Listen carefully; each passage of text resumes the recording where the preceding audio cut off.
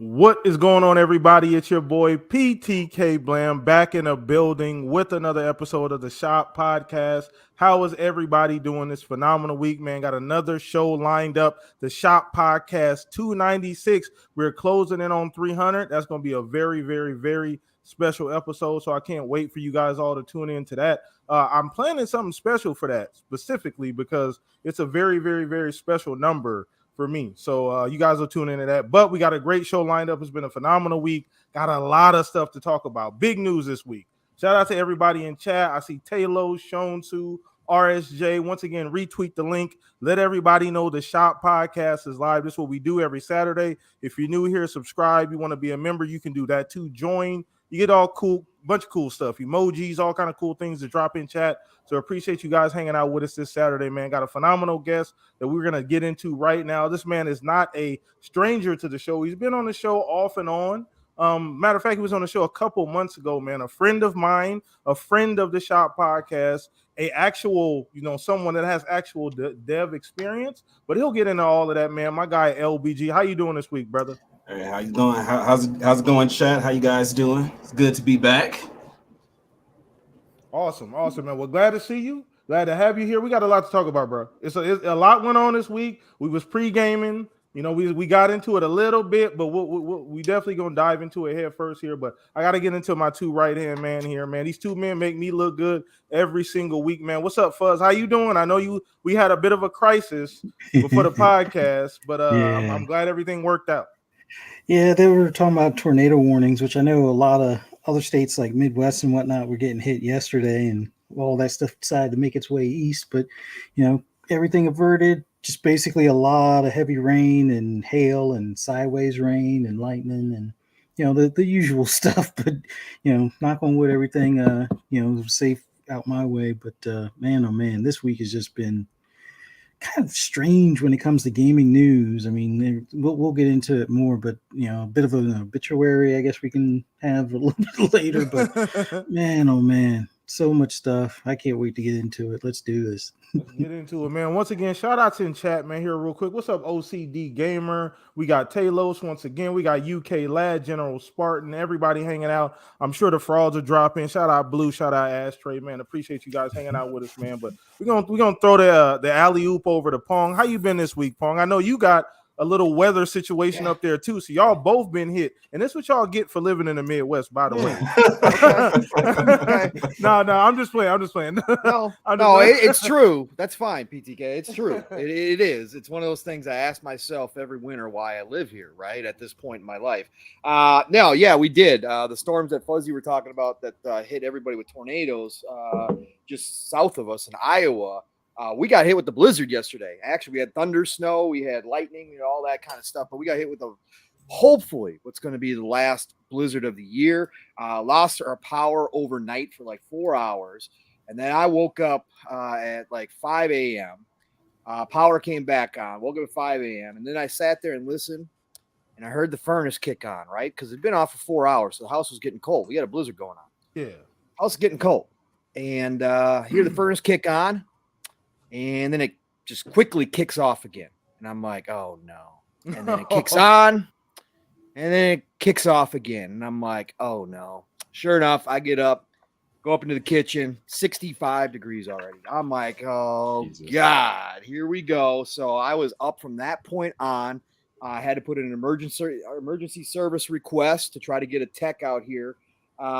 Thankfully, it was approved, and they had one out here at 9 a.m. So we had to start we started living split screen late today, but got the furnace fixed, got through the blizzard, and we're all set to go. I had a great show this morning. I should say this afternoon, because obviously Steele and I went until about 2:30 this afternoon. But had a great show, and I'm ready to get down to business, and it's great. Fantastic. Awesome to have LVG back again on the Shop Podcast. Love hearing his thoughts, and can't wait to get down to business tonight. So let's do this, PTK. Oh, man, let's dive into it. Once again, Chad, you guys know what we do here, man. We show the guests proper love and respect for taking the time out to hang out with us here at the Shop Podcast. So all of the information for LBG is down in the description. Please go show some support. Hit them up on Twitter. Got the website down there as well. So make sure you guys go check that out. doing some really cool stuff in the gaming industry, man. But let's go ahead and get started. We got a jam-packed show. Shout out to everybody in chat once again. I appreciate you guys for hanging out with us. So we're actually going to start with the poll of the week this week, man. I actually was kind of going back and forth about this. I wasn't sure if I was going to, but turns out it's pretty relative to a lot of the topics this week anyway. So once again, if you're new here, poll of the week, something I do every single week on Twitter on Monday. Follow me there. Real easy to do. Shout out to the almost 200 people who voted this last week. Appreciate you guys, man. So this one was fun.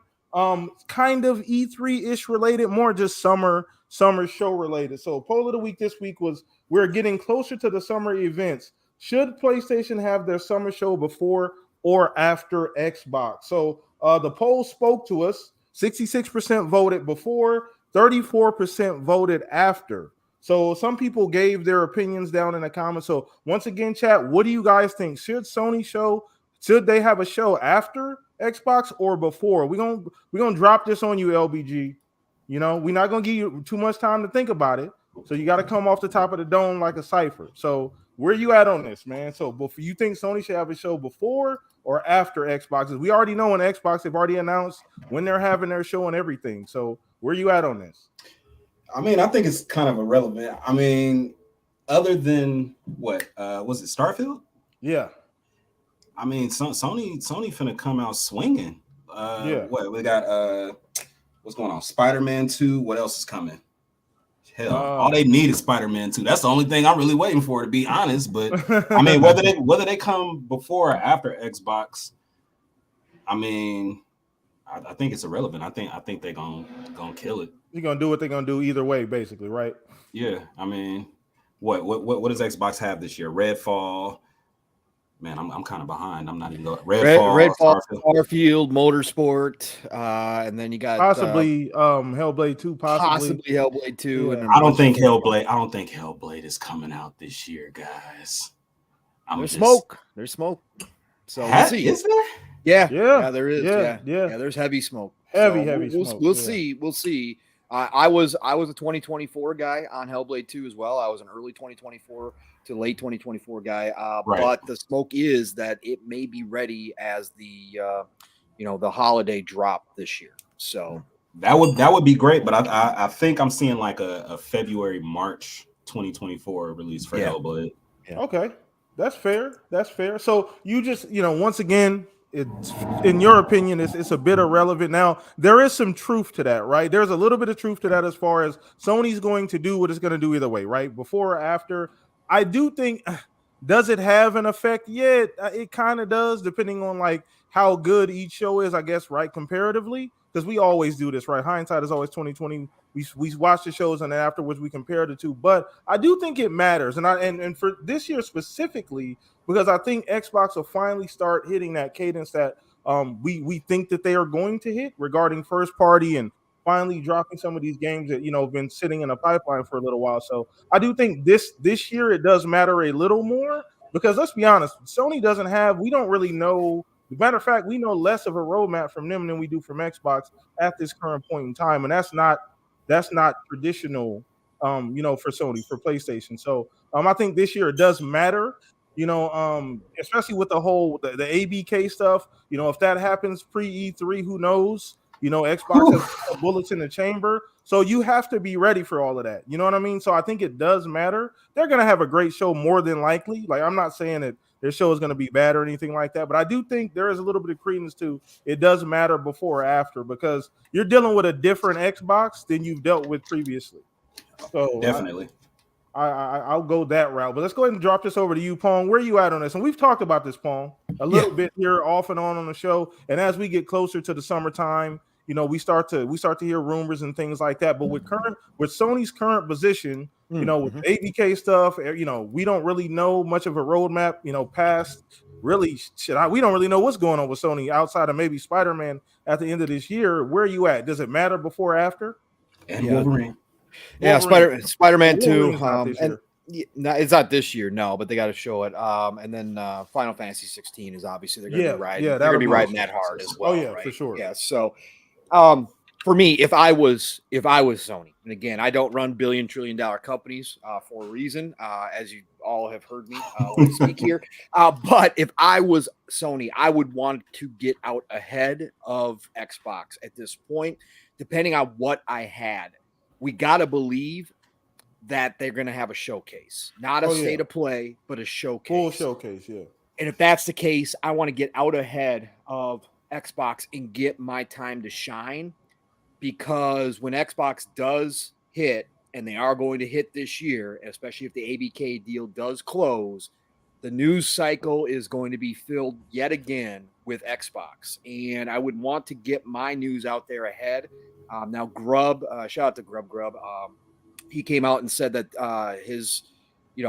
what he's hearing is that Sony will have a show prior to Xbox's showcase. So I would want that if I was Sony. If they've got the new PlayStation 5 Slim, the discless one with the add-on disc drive sold separately, then you got to get that news out there. You've got to talk and show off Spider-Man 2. Nobody's seen anything from Spider-Man 2. Again, you can hold it. I'm not one of those people that says you have to show things, but I'm just saying as Sony goes, you would want to get the Spider-Man 2 out there. That hype train is going to be gigantic, obviously, because there's so many fans of Spider-Man 2. It is your big game. So I think you got to do that. And then you got to do the classic Sony, which we haven't seen in a while because they haven't had to. This is a down year for them, first party-wise, as far as what we know right now, Spider-Man 2 being the only big first-party game. It kind of feels like this is one of those years that Sony's kind of been due for because they've been pumping out so many games consistently. At least 3 games now. Whether or not you count them as all hits, we've had some irregular misses from Sony in a couple areas with a couple of these games, but this might be that down year. So you got to go back and you got to sell hopes and dreams again. You got to have one of those showcases like they did back in, 2016? 16?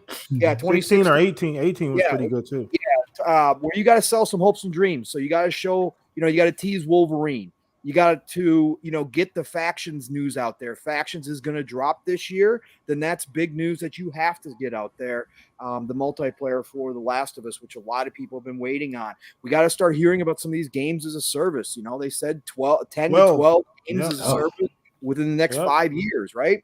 Or no, actually by 2025, I think it was the deal. So we got to start hearing about those. They've got lots of deals behind the scenes, as they always do, that we really haven't had word on. There's been smoke about, Metal Gear Solid remake out there for, so we got to know about that stuff. So I think it's time for Sony to go big. And I think I would want to get out ahead of Xbox, get my shine, get my time in the limelight and, by myself without sharing it. And so I would do it ahead of time. I would do it May, or the earliest you could in June, and have that big blowout that Sony kind of right now hasn't had in almost 2 years. So that's what I would do. And that's the one thing too. And the one I want to reiterate that this is not the traditional Sony. And then coming off of the ABK stuff, you don't look as favorable coming out of that. You know what I mean? So you gotta turn that around a little bit. We got to build the good graces back up. Right now, I don't think it's damaged Sony's brand as much as some people think it. No, record PS5 numbers. They just sold the most. The most consoles they've ever had. They're doing fine. I believe in a month. They're fine. Like I don't think they've taken a brand hit really at all, and that just goes to show you how strong the brand is. But I do agree. I do think it is important, especially this year for Sony, to have a really, really strong show, and just show everybody, hey, this is what we've been cooking up. We've talked a lot for the last 2 years, haven't shown a whole lot. The VGAs was a pseudo Sony show last year, right? It was almost a Sony showcase, right?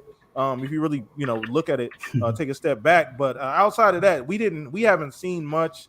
This is unusual because just no idea as far as like a long-term roadmap at all. And Sony's usually pretty good at this. So this is a very, very different market, especially with Xbox being super aggressive, having all these big deals and Starfield seemingly coming out and hitting the ground running and Redfall. And like, you can't really tiptoe and, play ballerina, like they used to do, kind of just whenever we decide to do something, that's when we're going to do it. You got big stuff you got to contend with now. Spider-Man's just not going to be sitting on its own in September anymore. You know what I mean? So you got to. If that Spider-Man 2 is in September, right, and you're going head to head, and it's going to be a heavyweight battle between you and Starfield, and I say that lightly again. It's Spider-Man 2 is on one system, right? It's not going to be on PC day one, so it's on one console. It's on the PS5 only, and Starfield is Xbox and of course PC. So, but I say if you're going to have that heavyweight match come September, then you got to show. You really do, especially with the Starfield showcase on June 11th, which is going to be a giant blowout. Huge, so massive. I think you got to have that. You got to have. I hope I'm in the seats for that one. Oh yeah. Mm-hmm. I don't know, but I mean, I know they're doing a fan fest. So I think I'm 4 for 4 the last 4 years for fan fest. Nice. Wait, not counting the pandemic stuff. Yeah. But I think I'm like 4 for 4 the last 4 fan fests. Yeah, nice. So listen, like we talked about this Pong. Bullets are in the chamber. This is not the same Xbox. Like we've been talking about this. This is a different game. You know what I mean? And then once the ABK stuff wraps up, and I know we keep saying it. I know, chat, you probably tired of hearing this shit. Like, but it's it's that big of a deal. It really does matter. And they've been holding back.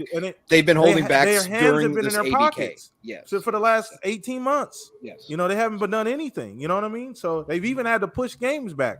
A la Starfield. They've taken bumps and bruises just trying to get this deal done. Once them hands come out of them pockets, it's gonna look crazy. So Sony, for real, Sony better be ready, and I think they will be. Like I said, I'm not sitting up here. I'm not a hypocrite. I'm not silly. I understand Sony's position in the market, and if Sony does what they're supposed to do, it's gonna look real interesting. Once we get these shows in the summertime. So we're gonna pass this along to you, Fuzz. Where you at on this, Fuzz? Because we haven't talked about we talked about this a little bit, but we haven't really broken this down specifically. So before, after, do you think it matters? Where you at on it?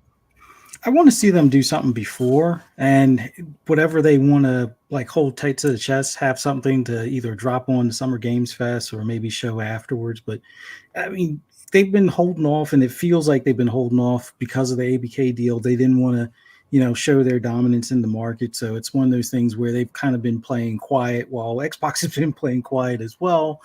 And I think all of that lobbying that they've tried to do with regulators, I think it's gone for naught. So at this point, whatever they were postponing or holding off showing, just show it now. Like, I'm not saying tomorrow, but don't even bother waiting until May or June. Just go ahead and do it now of whatever is on the near horizon. Like you already have word out there that Final Fantasy 16 has gone gold.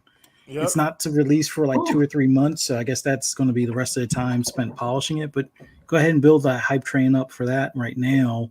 And whatever else might be a soon to the close of this year, minus maybe Spider-Man 2. Save that for the Summer Games Fest or something like that. And if you got factions, save that for Summer's Games Fest as well. But show some of the stuff like Pragmata. I don't know how far along Capcom is on that one, but we haven't seen anything on Pragmata since the announcement of the PS5. So an update would be nice on that one. And I keep on hoping that they say, oh yeah, we're going to put Gran Turismo on PC, because that needs to happen. But I don't know if they're going to do it. But especially after Last of Us PC, man. Yeah, they got it. Well, that's another thing. They got to get that fixed too. So maybe they have some sort of an apology thing, and it's like, oh yeah, we're going to go ahead and get this patched up real quick. And by the way, here's some extra DLC or some skins that you'll have ready to go when factions launch. I don't think it's going to be free to play, but we'll see. But they should go ahead and show something now or sooner rather than later, and then save whatever their big bullets in the gun type of thing for the Summer Games Fest. So that way you have something a little bit before Xbox's show and something a little bit after, because it's going to be a big news vacuum when ABK clears. So everybody's going to be talking about it. There's going to be hit pieces on Xbox. There's going to be, woe is me stuff about ABK and stuff like, Microsoft is going to, destroy gaming, and we'll see all of those stories back to back to back. But for Sony, I would say go ahead and just show some of your hand now, and then show the rest after the ABK deal clears. So that way, some of the attention's drawn on you, but not in the negative light kind of thing for lobbying against it. That's all I got. I feel like I've been waking up every morning for the last year and some change, hoping I look at Twitter and say the ABK deal is going through, and I just wake up disappointed every day. You and a lot of other people, but yeah, no, I mean, it's obviously, like you said, that's another thing. Once that deal hits, once it's done, like you said, it's going to be a big news vacuum. You don't want to get caught up in that, because that's going, that's going to take everybody's attention. Another thing we got to consider too, LBG, and remember Xbox, that developer show we had earlier this year, that showcase they did, that's probably not going to be the only one. So you got to consider, and this is what Sony has to consider. They're thinking about doing these additional shows now. Like, this is not the same Xbox. So we definitely have to be on our P's and Q's. We definitely have to get our shows out there. We definitely have to be on point, because they're having different shows now. They're finally starting to pick up the marketing stuff and finally starting to hit. That last show, it was phenomenal. The show where they shadow drop Hi-Fi Rush, and they gave us breakdowns on Redfall and Minecraft Legends and a bunch of other stuff that was coming in the first 6 months. I actually wouldn't mind seeing Sony adopt that format that Xbox had with that last show, because it felt a little more personal.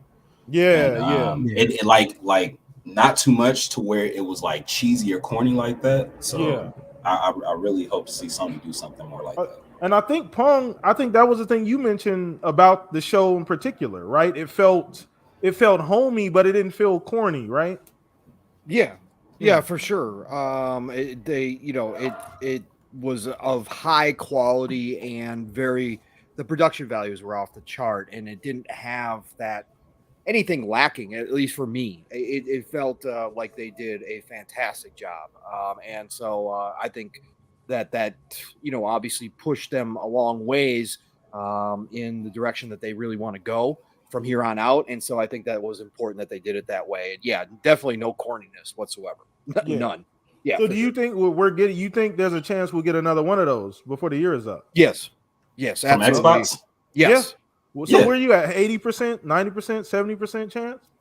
I would definitely say, I'm probably up there at 90%. 9 out of 10 chance that we get another one come for the fall time period, because again, if they want to make this a regular thing, if they want to get that Nintendo Direct, that state of play style show going, you have to be consistent with them, and you're going to have games to highlight come the fall again into the holiday season. So I definitely think that the holiday fall time, we're going to get another one of those to showcase a bunch of games that are going to be coming, whether it's Game Pass, or just games coming out in general, especially if you've got something like a Hellblade 2 that is ready. I was just going to say that. You're going to have that. You're going to want to have that breakdown, that direct that does show that off. So absolutely. A dev direct is coming again. Sure. And even if Hellblade was early next year, that's a great to show it at this, late this year show, right? Like, that's a great, event to show it out at. So that's really cool. I really do think that they're going to continue that as well. So we talked about that previously, that I think they're going to, it's had such a great reception that I think that's something that they're going to continue to do. And I'd love to see them do that. So shout out to everybody in chat, man. That was a poll of the week once again to start to show up. Great warm up. If you want to be a part of that, go follow me on Twitter. All of that information is down in the description. Now we get to the nitty gritty, the news of the week, man. We're diving head first, and I'm going to go first because I want to get into this first. My heart is hurting a little bit, but I want to talk about the E3 stuff. So if you haven't been under a rock, you do know that it was officially announced this week that E3 has been E3 2023 has been canceled. Right, boo-hoo, get all the pictures out right now. I know, chat. I know, Mama, no. I know, right? A lot of that's going to be on our bucket list, unscratched, unfortunately. But if we're really looking at this, the writing was on the wall. We saw a lot of developers pulling out, a lot of big names pulling out, deciding to do their own thing. So I wouldn't say I was waiting on this, me personally, Because I mean, I just know I felt like the writing was on the wall. So I'll go as that far. So I want to get everybody's opinion. Once again, chat, let us know how you guys feel about this. Well, what do you guys think about E3 going away probably forever? I don't know what the ESA is going to do to try and like maybe reformat this, maybe try again. It just feels like it's not going to happen again, in my opinion, at this point. But we're going to start with you, LBG. And once again, you're an E3 vet. So you said pretty much every E3 since what, 2008, 2007? Yep, every E3 since 2007. From So 2007 to 2019. Where are you at on this, man? Man, I'm a LA native, so I'm just hoping that the ESA just get some cheeseburgers for the big three, man, and fix all of this, man. some cheeseburgers, man. But nah, man, I was really thinking like it was gonna happen this year. I was dead set, like, had my money just in case I want to buy a ticket. I mean, I probably would have got in regardless, but yeah, man, when I woke up and saw that news, it broke my heart, dude. Because being in the industry, E3 is just like always this like high school reunion, dude. Like pretty much everybody that's working in the industry knows almost everybody that works in the industry. It's a big industry, but it's very small. So you could, like, I started working at Activision when I got into the industry, and probably after like a year or two, I went over to, where was I at after? I think I was at Konami next. And then like a lot of people I worked with at Activision like left to all these other companies. Now I know people that work at Disney, well, RIP. I know people that work at 2K, people that work at Naughty Dog and all of that. So being able to break apart from those people and then come back to E3 in the summertime was always great. You see old faces. It is great to network there. I mean, I haven't been to a GDC or a PAX, so E3 was like my main place to do my gaming networking, and to have that special moment like taken away, it sucks. Yeah. And then to hop on Twitter and see Jeff Keighley like he does every year, like throwing in everybody's faces, it kind of sucks. Because like I have friends that a couple of friends that actually live in Japan now, work at Nintendo, and this is my only opportunity to see them. So yeah, man, my heart is definitely broken. I mean, if I could, I shed a tear over it, but I mean, yeah, man, it really sucks. Cause like going to the Fan Fest or going to EA Play or like a Ubisoft show, it just isn't the same, because now you're just trying to find all your industry buddies in a sea full of fans. And yeah, man. And I mean, it sucks for people like y'all, like that like you said, wanted to cross it off their bucket list. Like now we don't know if E3 is ever coming back. So will you guys ever get that chance to experience E3? Like that it sucks for everybody, man. But yeah. I mean, the corporate people, they trying to save their money, they trying to put their money in their pockets as much as they can, so they can hop on the so you can hop on the I'm sorry, lost my train of thought for a second. But I mean, I understand from a financial point of view that this is what they have to do. But yeah, as a developer and first and foremost as a fan, like it sucks, man. This is our Super Bowl, especially for somebody like me that don't give a damn about sports. This is my Super Bowl. Yeah, literally your Super Bowl, for real. So, chat, once again, let us know, man. And once for me, and like you said, I'm looking at this from a different standpoint, right? Like I've never been, I've always wanted to go, so it does hurt from that standpoint. Now you can argue, well, I mean, the last 3 years, you guys didn't see this coming. Yes, we did, right? Like it was great to get the announcement that we're gonna have a show, because I'm like, okay, it's been, they've cooled. They've had 2 years to cool off and rework the show and figure out how they could bring it back fresh. So I wanted to see the new iteration of E3. I would have liked to see the new transformation, because that old format, they were gonna have to tweak that at some point, and COVID kind of gave them a reason to do that. So it sucks from that point for me. We do have a replacement, quote unquote, right? I know you mentioned Keeley, and I get it, right? His relationship with the ESA, they split ways, and I don't think it was very amicable. So he's doing the dance, he's doing the Irish jig. As soon as that tweet came out, he was already on the phone.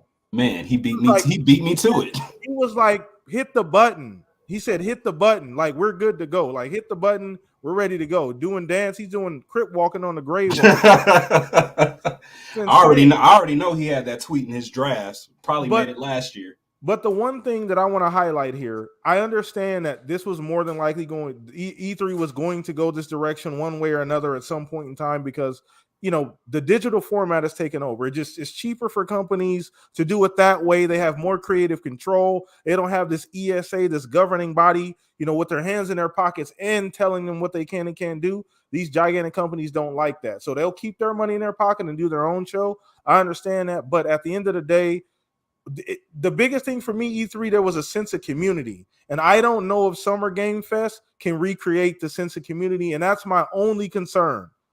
That's my only concern. Now, I know Summer Game Fest is going to do what it's going to do, and it'll evolve. Hopefully, every year it'll get better, kind of like the VGAs has.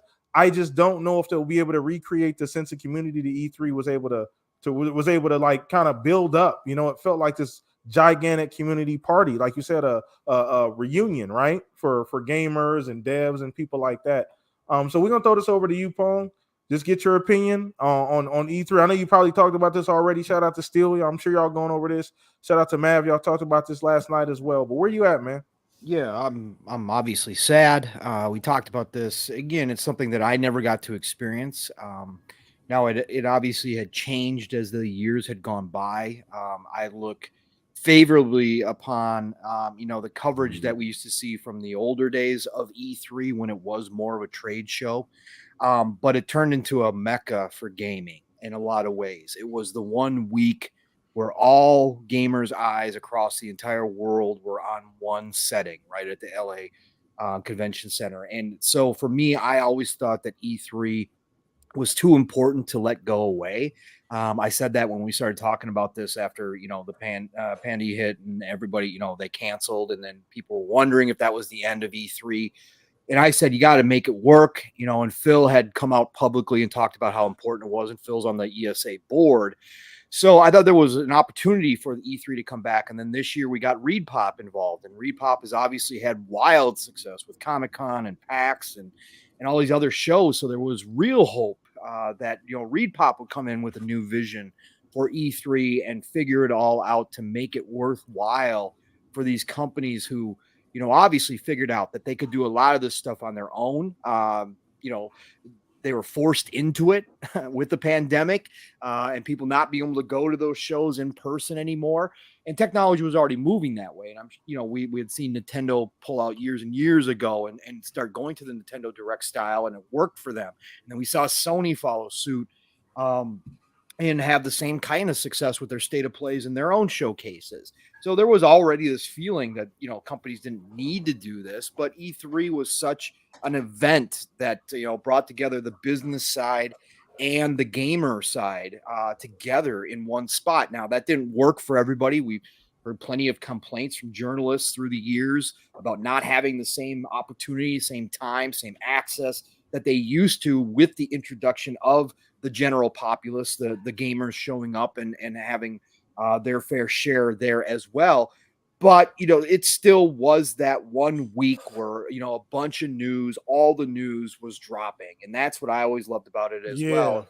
And, and I wanted to be able to attend at some point, meet everybody that I've now met through this community and podcasting and hang out at that mecca of gaming. It's a missed opportunity for me that, I believe I will never really have again, because I do think that this was the last gasp for E3, and it really kind of sucks because you'd like to see them have one more show and go out, in style, and then, say, okay, we're done. It just doesn't make a whole lot of sense for a lot of people. Not a tweet saying E3 has been canceled and that's the end of it after all these years, right? You hate to see that kind of stuff for a show that meant so much to so many people for different reasons throughout the years. So again, it's a sad day. Business wise, I understand it. The exorbitant prices that they were asking for at the LA Convention Center. Obviously, LA being one of the most expensive cities in the world. Let's be real about it. It is. Yeah. Business wise nowadays, when you can do your own production, when you can hit the masses with a simple click of the button and throwing it out there online nowadays, how much of that is needed. And obviously for Microsoft, the most forward-facing company probably in the industry when it comes to their fans, yeah, they're still going to have something, but they got their own theater right there across the street. So why are we spending money at the convention center when we got our own? Like my theater? room is right next door, Right, bro. right, exactly. It makes zero sense at that point. So let me give you a little light or a little hope, maybe. Right. And again, this is just my opinion. This is just me kind of looking into the crystal ball and speculation town and thinking to myself, what could happen? E3 is dead.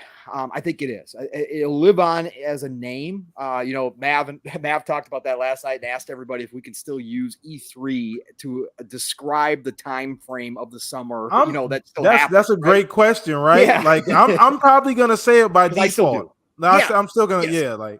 Yeah, I think when you say E3, it still gives, if you're using it in a time reference, it still gives everybody that general June idea, that early June showcase kind of time frame. So I think it still passes the mustard when it comes to that test. But here's what I'll say. I think there's potentially a future after the ABK deal is done and Xbox is now not only big, but is actually gigantic, right? Because you're talking about a company that owns QuakeCon, BlizzCon, Minecon, will own MLG after they get ABK. Plus, obviously all the studios. They have the Microsoft Theater. They are talking about XO. They are talking about FanFest. Those are things that are very important to key figures within Xbox, like Phil, like Aaron Greenberg. Most of the upper management of Xbox likes that live interaction with fans.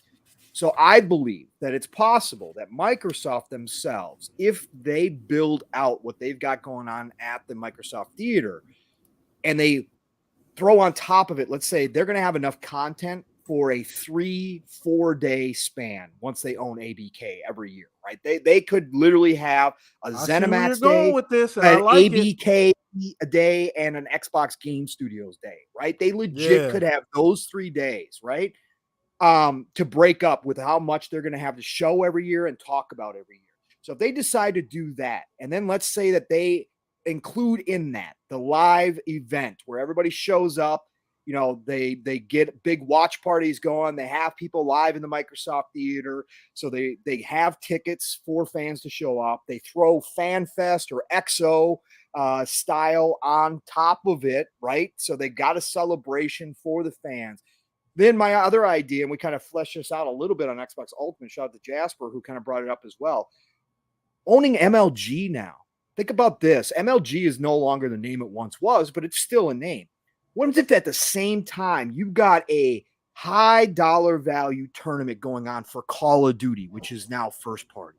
You got a high value tournament for Halo going on. Let's say they do bring a StarCraft back, and we know what that was competition-wise. You start rebuilding the MLG name, and you throw that esports connection on top of it at the same time during those 3-4 days, and you have a big, worldwide tournament going on where people are flying in. Now, all of a sudden, you've kind of created your own little fair, right? You've created your own little thing right there, right across the street from E3, the old E3, the ghost of E3. You've got this big giant thing going on. All of a sudden, some of your partners, your close partners that you work with, your Paradoxes, right? Your Bandai Namcos, who are now, obviously very favorable towards Xbox. They all start going, hey, we kind of want to get in on this. You guys got a lot of people showing up. You got obviously with all this going on, you're going to have the media show up. There's going to be media there covering all this. All of a sudden, the partners want to start showing up and saying, hey, can we get a spot? You guys got room for us? What can we do? Can we get a little spot here? We want to show up ourselves and talk about our games during this process. And then publishers like Ubisoft, right? And EA, who no longer, they were kind of doing their own thing. We just heard Ubisoft, they were the last one to say we're not going to E3. We're going to do it June 12th. So after Microsoft gets done, these publishers go, hey, Microsoft, you're vacating that theater again. The next day, can we do our showcase at the Microsoft Theater? And can we get on this? Everybody's going to already be down there. You got the media right there. Let's work something out where we can come in and do our showcase right there as well. All of a sudden, you got yourself a mini E3 again. And again, this is just my idea. It's my thought. It would be up to Microsoft and Xbox that they would want to invest resources into this, going the extra mile. But it's not like out of the realm of possibility. And then you've got somebody like a Keeley who wants to coattail off the Xbox showcase again. Summer Game Fest is tweeting about the showcase, right? I saw that. So if he wants to coattail, he obviously knows how to produce shows, right? You can partner with Keeley then at that point. And Keeley, if you don't want to produce your own showcase, you can have Keeley come in and do it. And I know people hate Keeley, and I know the comments already. I'm not looking right now, but I know the comments towards Keeley. Not in here yet. I haven't seen Zink yet. I know the hate, right? We don't need Keeley and keep Keeley away from Xbox. I know, I get it. But I'm just saying that there are already relationships built in with people who understand how to do this stuff as well. And Microsoft does. I'm not taking anything away from Microsoft. They can do it all themselves. I'm just saying if Xbox didn't want to go through all that production, they've got people like Keeley who could come in and do it for them. So I think that there's an outside chance, a chip in a chair, that maybe Microsoft themselves, just how big they are going to be with ABK and ZeniMax underneath the umbrella, that they could create this own little mini E3 right across the street. So that's my idea. Anyways, I talked too long. Thanks. So where are you at on that, LPG? No, so that's what I was going to ask. Because listen, this is what we do. If you're new here, you get this type of information every week. So you're welcome, and it's free. So not charging this week. So you might get a little fee next week, but this week we'll throw you a bone. But LPG, where are you at on that idea? Because I wasn't even thinking that route. But when you think about like just from the amount of content and the potential, like where are you at on that? I'm all for it. I agree with every single thing that he's saying. I'm gonna direct message Aaron Greenberg and tell him about Pong. Say he needs work. Hire this guy. Please do. I mean, man, I mean, it all sounds perfect to me. I mean, God forbid that this is truly the death of E3. Then somebody needs to pick up the pieces, and I just don't think that Summer Games Fest is that thing. Like, it's cool, but I mean, if I'm at work, I mean, even in the game, like nobody. Okay, let me gather myself. Mm-hmm. So in the game industry, when E3 comes around, they usually give most people like a day, maybe 2 days off to go and attend the show. Not so much so with this Summer Games Fest thing, man. Like when E3 came around, everything, whatever company I worked at, everything stopped. Everybody was all in their own computer or in each other's computers. Or even when I was working at, what was that? Was that Naughty Dog? Naughty Dog has their own theater at the developer. And like everybody literally stopped working and moved over to the theater to watch E3. And to watch E3 coverage.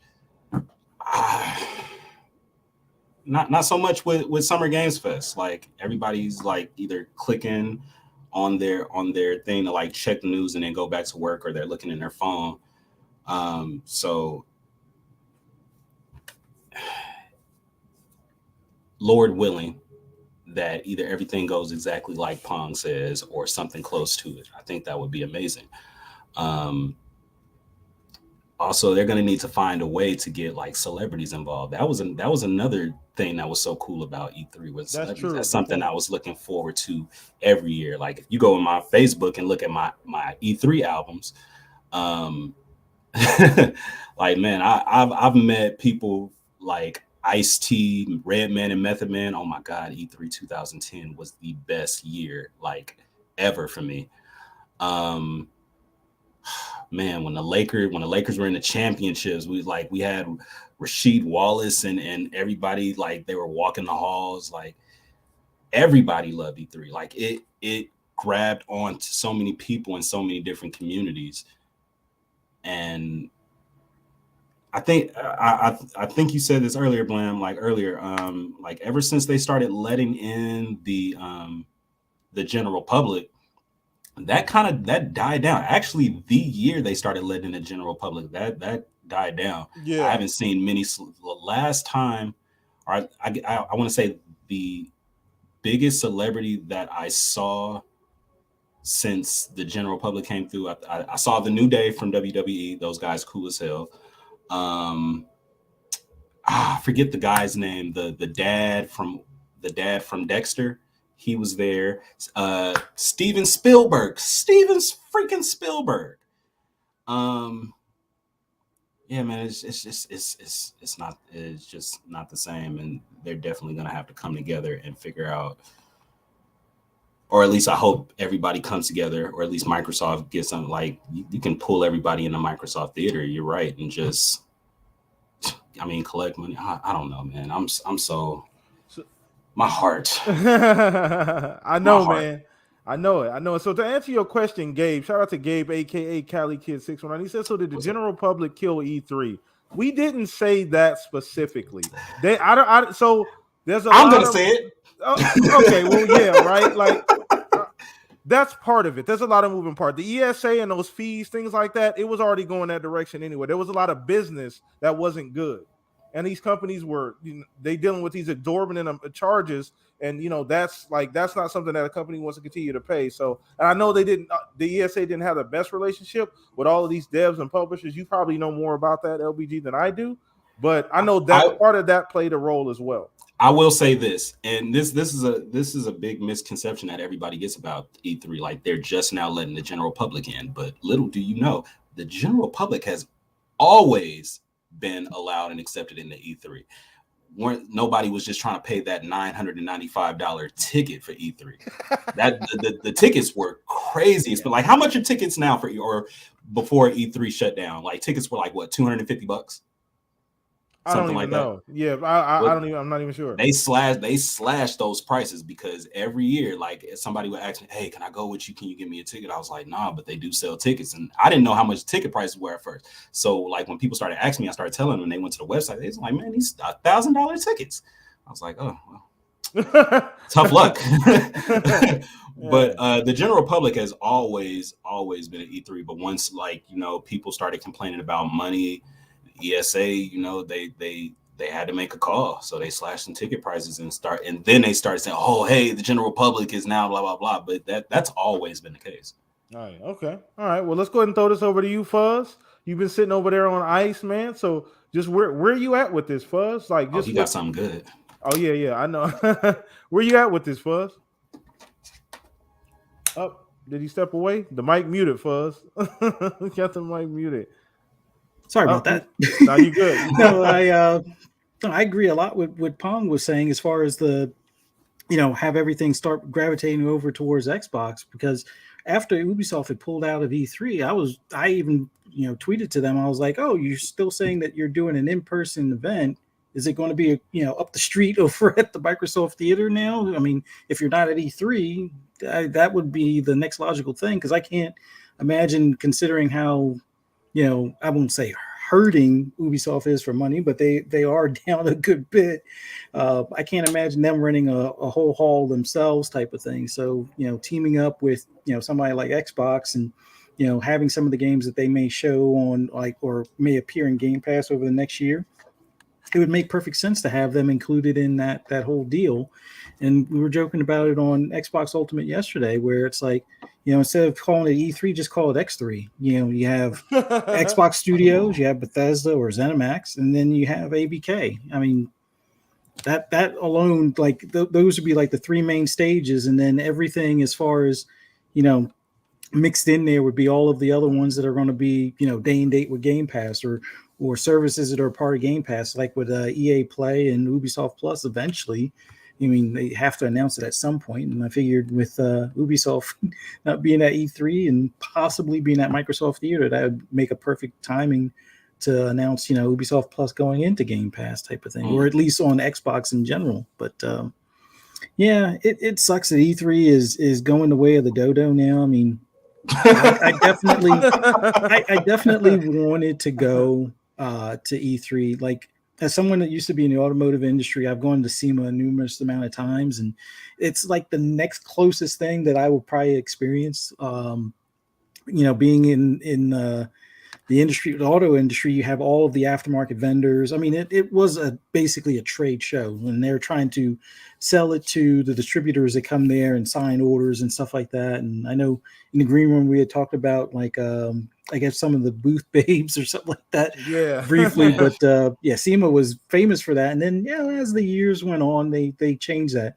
Like Wheels and Tires was always the place to go to first, because that was the biggest place where they would always try to lure in the the new contracts and things like that. So they would have talent at some of the booths and things like that. But as far as like with the general public, SEMA kind of had to deal with the same thing. I mean, usually you had to either be a SEMA member or a store or a distributor of some sort, and if you weren't paying like their 10,000 a year fee or whatever to be a member, then you were paying quite a bit for the ticket, or you would have to have like one of the main warehousing distributors vouch for you as being a retail store. But with E3, if they had figured out some sort of way to make it where it's not as taxing to the main publishers or devs and things like that, where maybe they help lobby in favor of some of the publishers and devs and things like that in their countries against regulators, where regulators a lot of times want to take away things or restrict or fight against certain games or publishers producing things in certain regions. And that's where the ESRA, I guess, probably should have taken some of the money that they're collecting for these shows and as a return favor go to bat for some of these companies type of thing. But I think that may have helped keep them alive a little bit longer, where the big three may not have looked outside and doing their own things kind of thing. But then again, it's hard to say. I mean, hindsight is 2020 when it comes to that. Yeah. But I really hope at some point somebody else picks up the torch, whether it's Keeley or somebody else. I mean, preferably somebody other than Keeley. But I think somebody really has to step in. And in the current format, as far as what we can see down the road, Xbox, much like Pong said, would be probably one of the better outlets, because they still have a good working relationship with Nintendo. And I think you could probably have Nintendo and Xbox team up and do like an E3. Will Sony attend? Probably not. But yeah. I mean, in the grand scheme of things, I think you would have enough of the bigger name publishers and maybe even some of the smaller indies incorporated into like an Xbox extravaganza during E3 traditional week at the Microsoft Theater. And I think that would be a nice substitute because of having it as an in-person type of event. I don't foresee the Summer Games Fest as an in-person event. I know he's done interviews. I know it's mainly showing of trailers and things like that, but unless he's renting a hall too, or renting the same facility that E3 was originally renting, I just don't see it, taking place or taking the place of an E3. I mean, I still see it as like a list of trailers back to back to back. So it's hard to wrap my mind around it after so many years of E3, where you see, the videos, either the live feeds or the videos afterwards of like, oh, and we announced this game or we announced this hardware, and the crowd's reaction or interviews with some of the devs, and you get to see some of the either the media or some of the general public playing some of these games in like beta form. On the show floor kind of thing. I think that's something that needs to somehow still exist in some way, shape, or form. Yeah. Although it was kind of cool that one year when Xbox had it, where a lot of the demos were available in the Xbox store, where you could just download like a vertical slice, I guess, of some of these games that were appearing at the event. But I'm moment of silence for E3, at least for now, until somebody picks up the torch, type of thing. I never thought I'd say it, but I'm kind of missing standing in lines with people with bad BO. I kind of miss it, man. I mean, Oh, dude.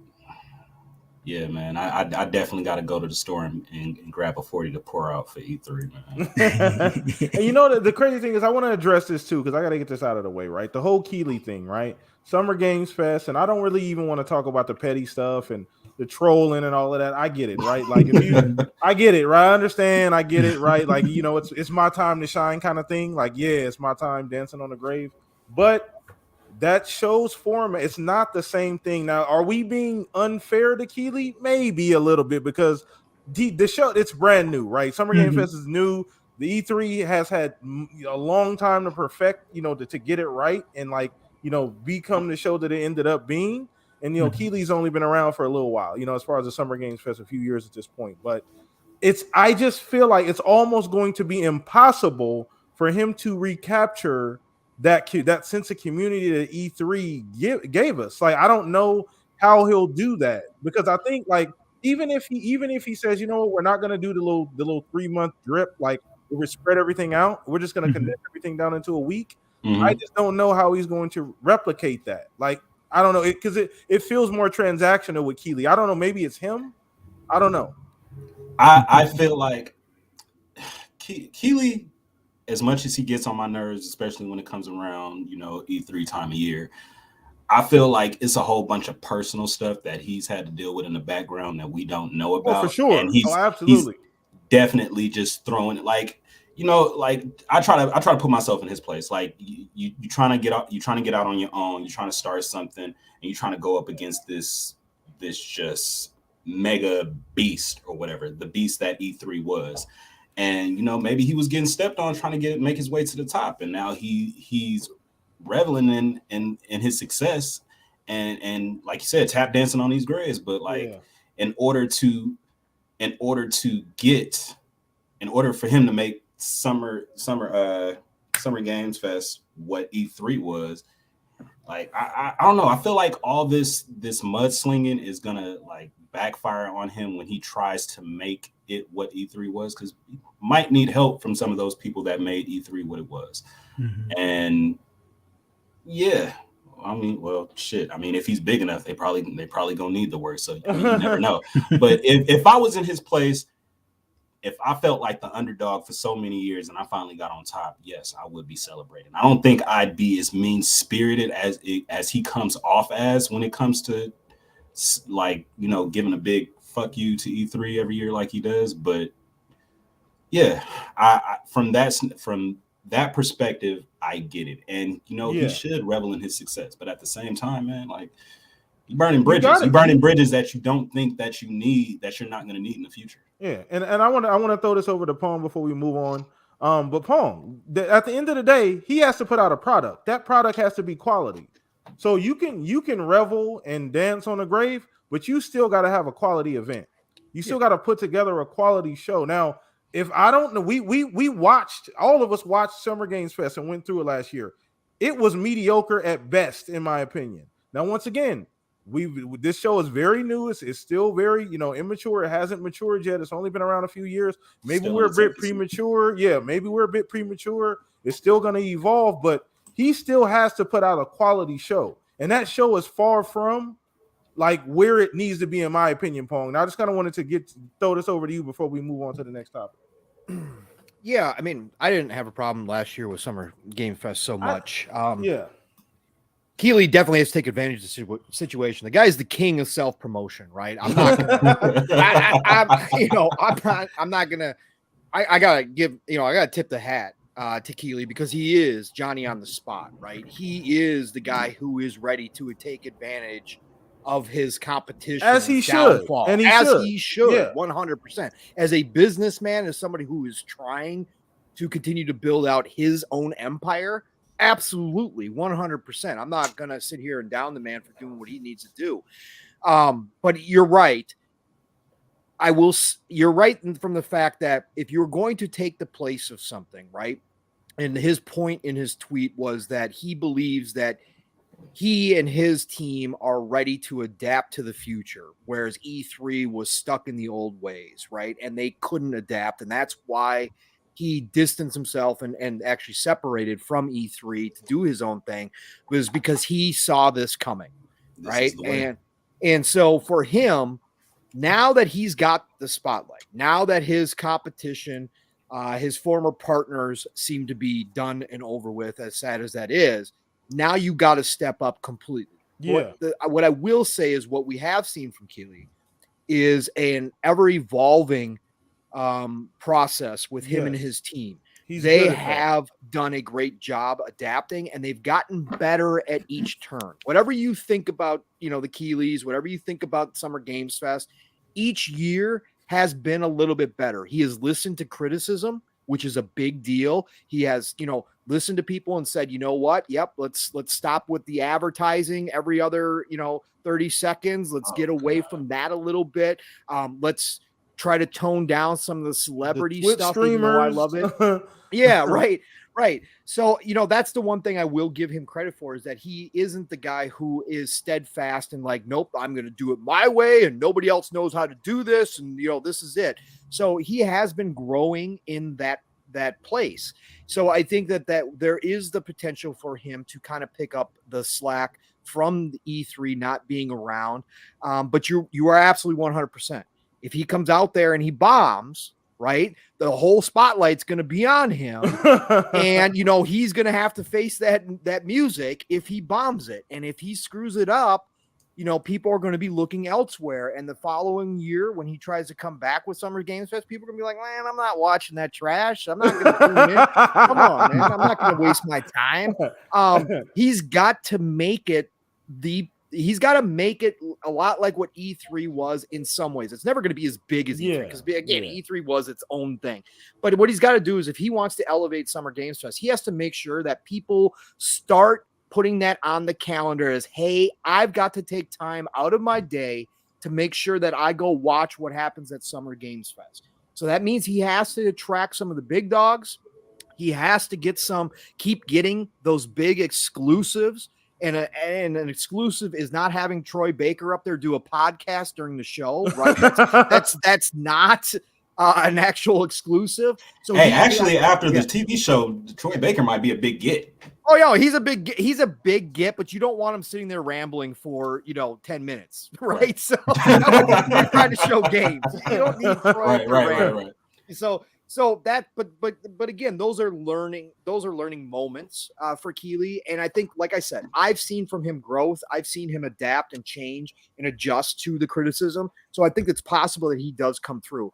But the spotlight's now on you, Jeff. I mean, you've got it. This is what you wanted, right? At the end of the day, you can sit there and go, well, I never really wanted E3 to go away. Yeah, no, that'd be BS, Jeff, if you come out and say that. Deep down, you wanted E3 to go away, so that you could snatch all the attention from that time and place. And again, he's riding, he like Johnny on the spot. As soon as Aaron Greenberg put out the reminders, June 11th, Xbox Showcase and then Starfield Showcase. I mean, Keeley was right there, right?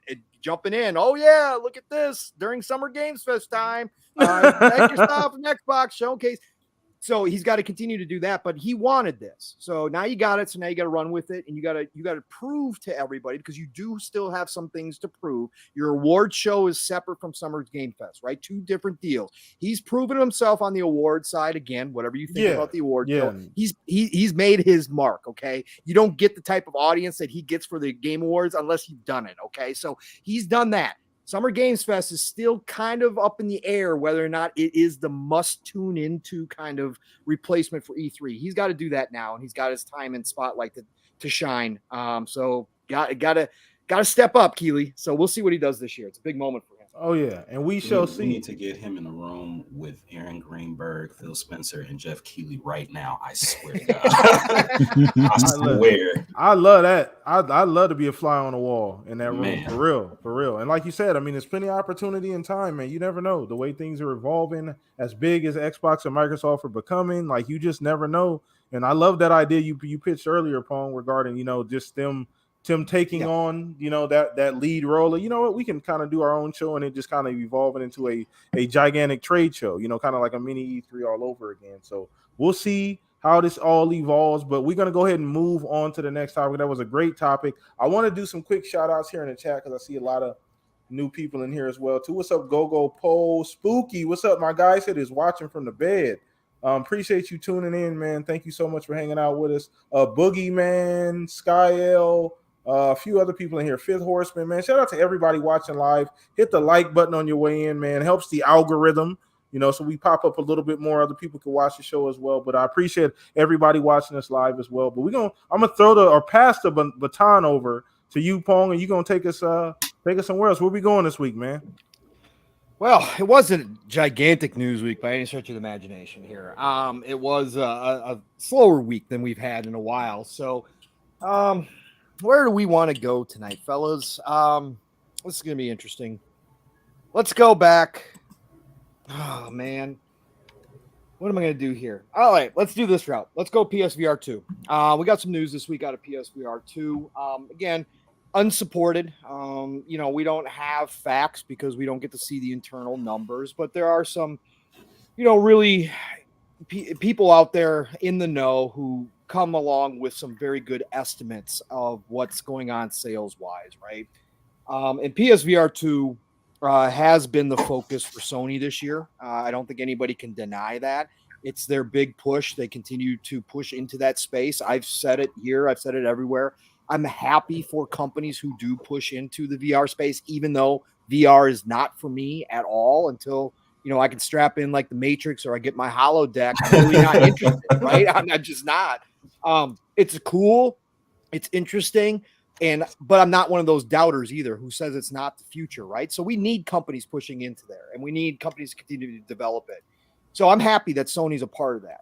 However, we also know that Sony has some, weaknesses for the future that they need to bolster when it comes to the digital side of things, cloud, infrastructure, all that kind of stuff, which they're kind of behind the 8 ball right now as we speak. And so PSVR 2, though, was a major launch for them. They said they were going to ship 2 million units by the end of March to the stores. Right? Right? What? What'd you say, LBG? Oh, I said, I'm sorry. I was, and then they cut it like by half. They cut it. Yes, they cut it down. That's exactly where it was going. They cut it down to 1 million and said that they wanted to, their projections were 1 million in the first quarter, right? Of this year. So we saw that cut down. Now we're getting word this week. And again, nothing's official. Nothing's been confirmed. However, I will say that Sony win numbers have come out in the past that were wrong. They do generally come out and say, yeah, no, those numbers are wrong. We got word this week that their first month of sales were 275,000. Okay. 275,000 on that's your first month. That's your most hyped month. I think everybody could agree. That's when your hardcore, your base is going to come out, just like when we see consoles launch. That's when you're going to be selling at your fastest pace, generally speaking, unless, obviously some big content comes out, a game comes out that's a must-have, then you're going to, see that move. But they've had the units. This wasn't a production problem like we saw with the consoles early in this generation. This was, them saying, hey, we want to ship 2 million by the end of March. Whoa, okay, we're going to draw that back a little bit, 1 million by the first quarter. And then we get word that they sold 275,000 out the gate. Now, we've had this conversation here, right? VR is niche.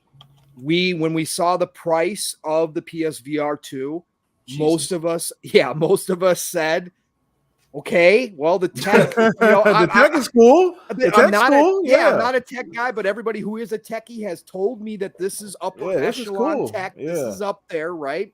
And it's actually a good price point for the tech as well. For the tech as well, correct. That it was a good deal, but we still all looked at the price point and said, oh, wow, this is, more than the console, right? And you got to own the console as well. Yeah. So you're talking about, a $1,200 investment at the end of the day between the two. So we all had our reservations about whether or not this was going to work, but Sony seemed very confident. They came out, they've been showcasing leading up to the launch, 40 plus games at launch, which I said, again, fantastic work. Even if some of them are rehashes, even if some of them, a lot of them are elsewhere on VR, listen, to have 40 games at launch, that's huge whenever you're going to launch any type of product. So, hats off to them for doing that. They had what seemed to be a winner in Gran Turismo, right? That everybody was talking about Gran Turismo up to the launch. They had Horizon Call of the Mountain, which was, they pushed heavily. They got their first parties working on this VR. So all things were kind of pointing in the right direction. But I got to say, 275,000, this falls in line with what we saw with the PSVR1, right? Where they sold less. They had an attachment rate of less than 5% of their base. And for me, with PS5 having record-selling month of February, they are off the charts right now with their console sales. That seemed to me a little low, but I want to get everybody's opinion. And then I'm going to do a follow-up question. So I'm going to start with you, LBG. For you, I don't know how much you've been following VR. I don't know if you are a VR guy. If you are, great. You got even a different perspective than a lot of us do. But for you, hearing that they sold through launch month of 275,000, they had already cut their forecast down. They've had some great games that have gotten some attention for the system itself. Mm-hmm. For you, does that seem low, sir? And what was your initial kind of reaction to hearing that number? What do you think? Well, I just heard that number, Okay. so my thoughts are that they really shit the bed. Yeah. I'm not a VR guy. Okay. I honestly don't know any VR people. Like all the people I know that do own a PS5 weren't even aware about the PSVR2. Right. And when I did tell them about it, I was like, yeah, it's coming out soon, but it's actually more than the PS5 itself. It was like, what? They had the same reaction. Like when I saw that price point, I was like, what the hell is wrong with y'all? Right. Like I wasn't like I had the, like I said, I had the PSVR1, played a few games on it. I think my favorite was the which one was that spinoff of the Until Dawn game. That I don't remember what the name of it was, but I really liked that one. I liked the Arkham VR game. Yeah, and I kind of thought that I felt like that was one of the best PS VR games, and I'm kind of surprised that Rocks they didn't get Rocksteady to follow up on that, right? Because they really took some TLC with that game, and I thought they did good. I thought another thing other than that, and the price point where they screwed up, was not porting over Half-Life Alyx. Right, correct. I like that game.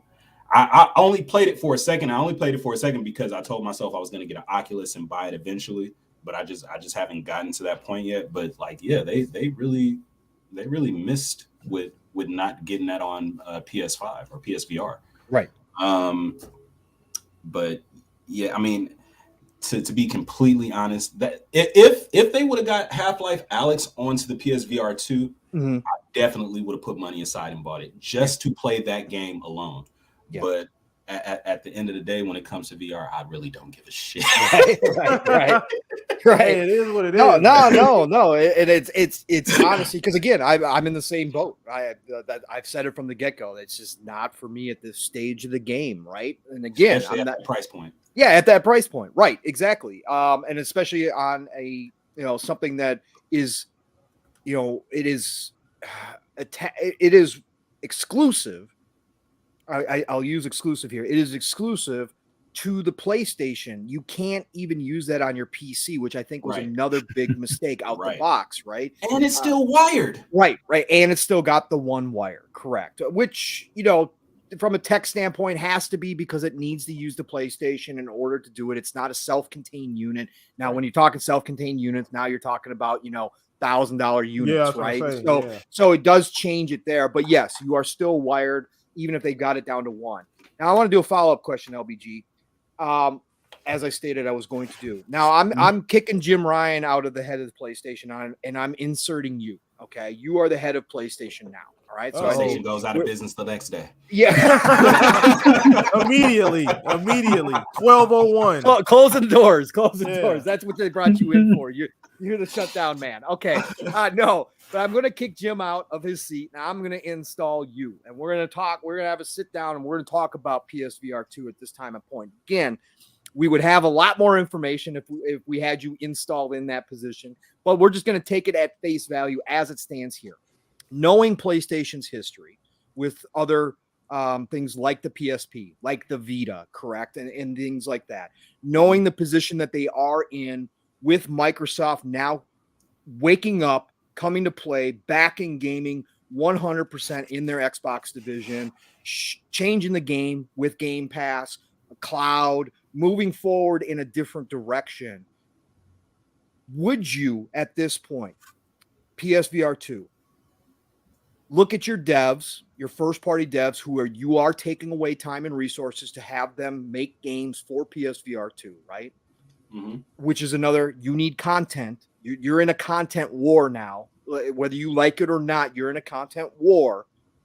They have a lot of different places they could be using those resources that are going to PSVR2. Would you end the PSVR2, or would you continue to push forward as your kind of the thing that makes you different in the console space, right? The one thing that none of your competitors are doing, right? Whereas Microsoft has the cloud side of things and all that kind of stuff, and they do it a different way over there. You have your defining, kind of platform in PSVR2. Would you push forward?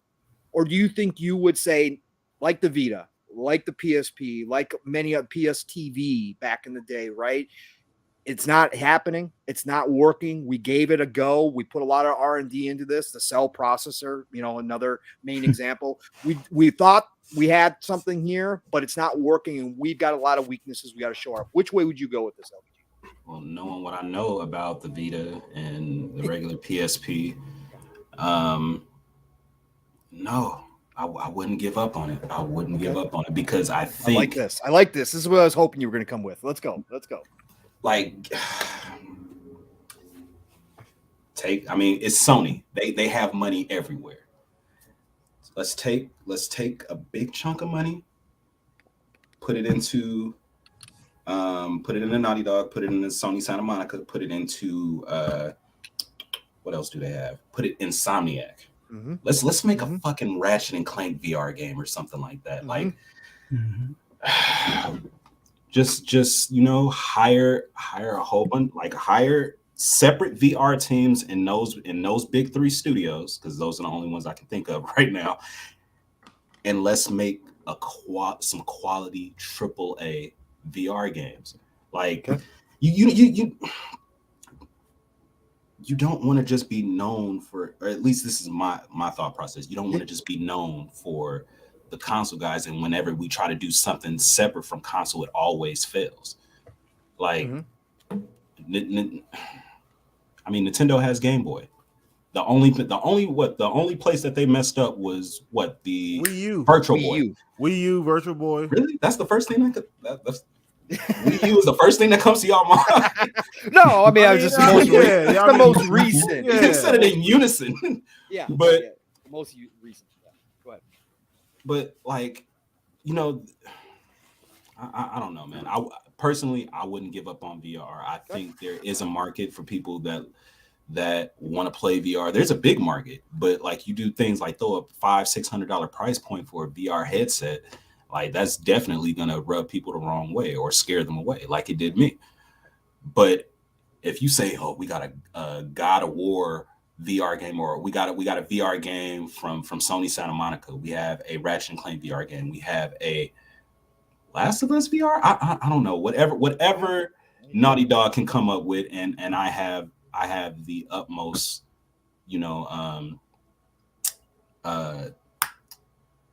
oh my God, I can't find words that I'm looking for, but I know that whatever you put in the hands of Naughty Dog, they're gonna knock it out the park 9 times out of 10. Okay. That's what I would do. We'd probably go out of business in a few months, but we're gonna go out on top. No, and that's what I like it. I like the perspective.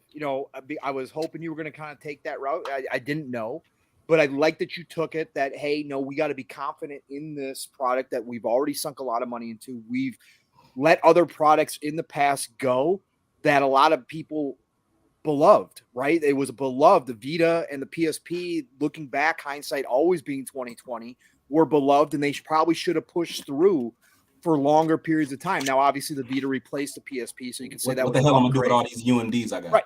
Right, exactly. That they should have probably continued to push through on some of the handheld markets, and they might have had a breakthrough moment. And I love your confidence that you think that spending more resources in their first party could eventually come out on top. So I love that you came from that perspective, no matter what. I think it's a good one because I think the majority of people, outside of the hardcore PlayStation fan base that love the VR and that obviously use it for the console war and all sorts of stuff. Those are the only people that really probably are in that boat. But I love that you came from a practical perspective and said, no, you got to keep pushing forward with this initiative and make VR something special and something different. So thank you for that. PTK, let's go to you, sir. So you got the gist of where I'm going with this. So let's start with the fact that, we're going to take it at face value without confirmation, obviously, from Sony. Let's say that these numbers are close to being real, that they've sold about 250,000 the first month. Again, the biggest month, generally speaking, when a new product launches, the biggest hype, the product was available. It wasn't a fact of, there wasn't nowhere you could buy it. It was sold out everywhere. That wasn't the case. You can go find PSVR2 right now if you want it. For you, when you saw these initial numbers, this report this week come out, were you like, oof, that's a big one. That kind of hurts right there. Where are you at with it from the initial standpoint? Initially it was, I'm not gonna lie, it was surprising. Just considering, so looking at this from the perspective of like how close we are, like we're the gaming community is big, but it's small, right? Like we're just a corner of, like this entertainment, bracket that we choose is video games. So, it felt like a lot of people were on board. A lot of people like the tech. Once again, I don't think the complaint is the tech at all. It's the execution. It's the price point. It's the software. Content is always king at the end of the day. It's already an uphill battle anyway. It's extremely steep because it's a niche product. And I can say that, I'm sorry, it is. Like, I get there's purists out there that love VR. It is niche. I'm sorry. Like, you got to accept the fact that it is, and that is not a slight at all to VR. I think the tech is amazingly cool. And I think more people should probably give it a try, but it is what it is at the end of the day. It already is a steep uphill climb.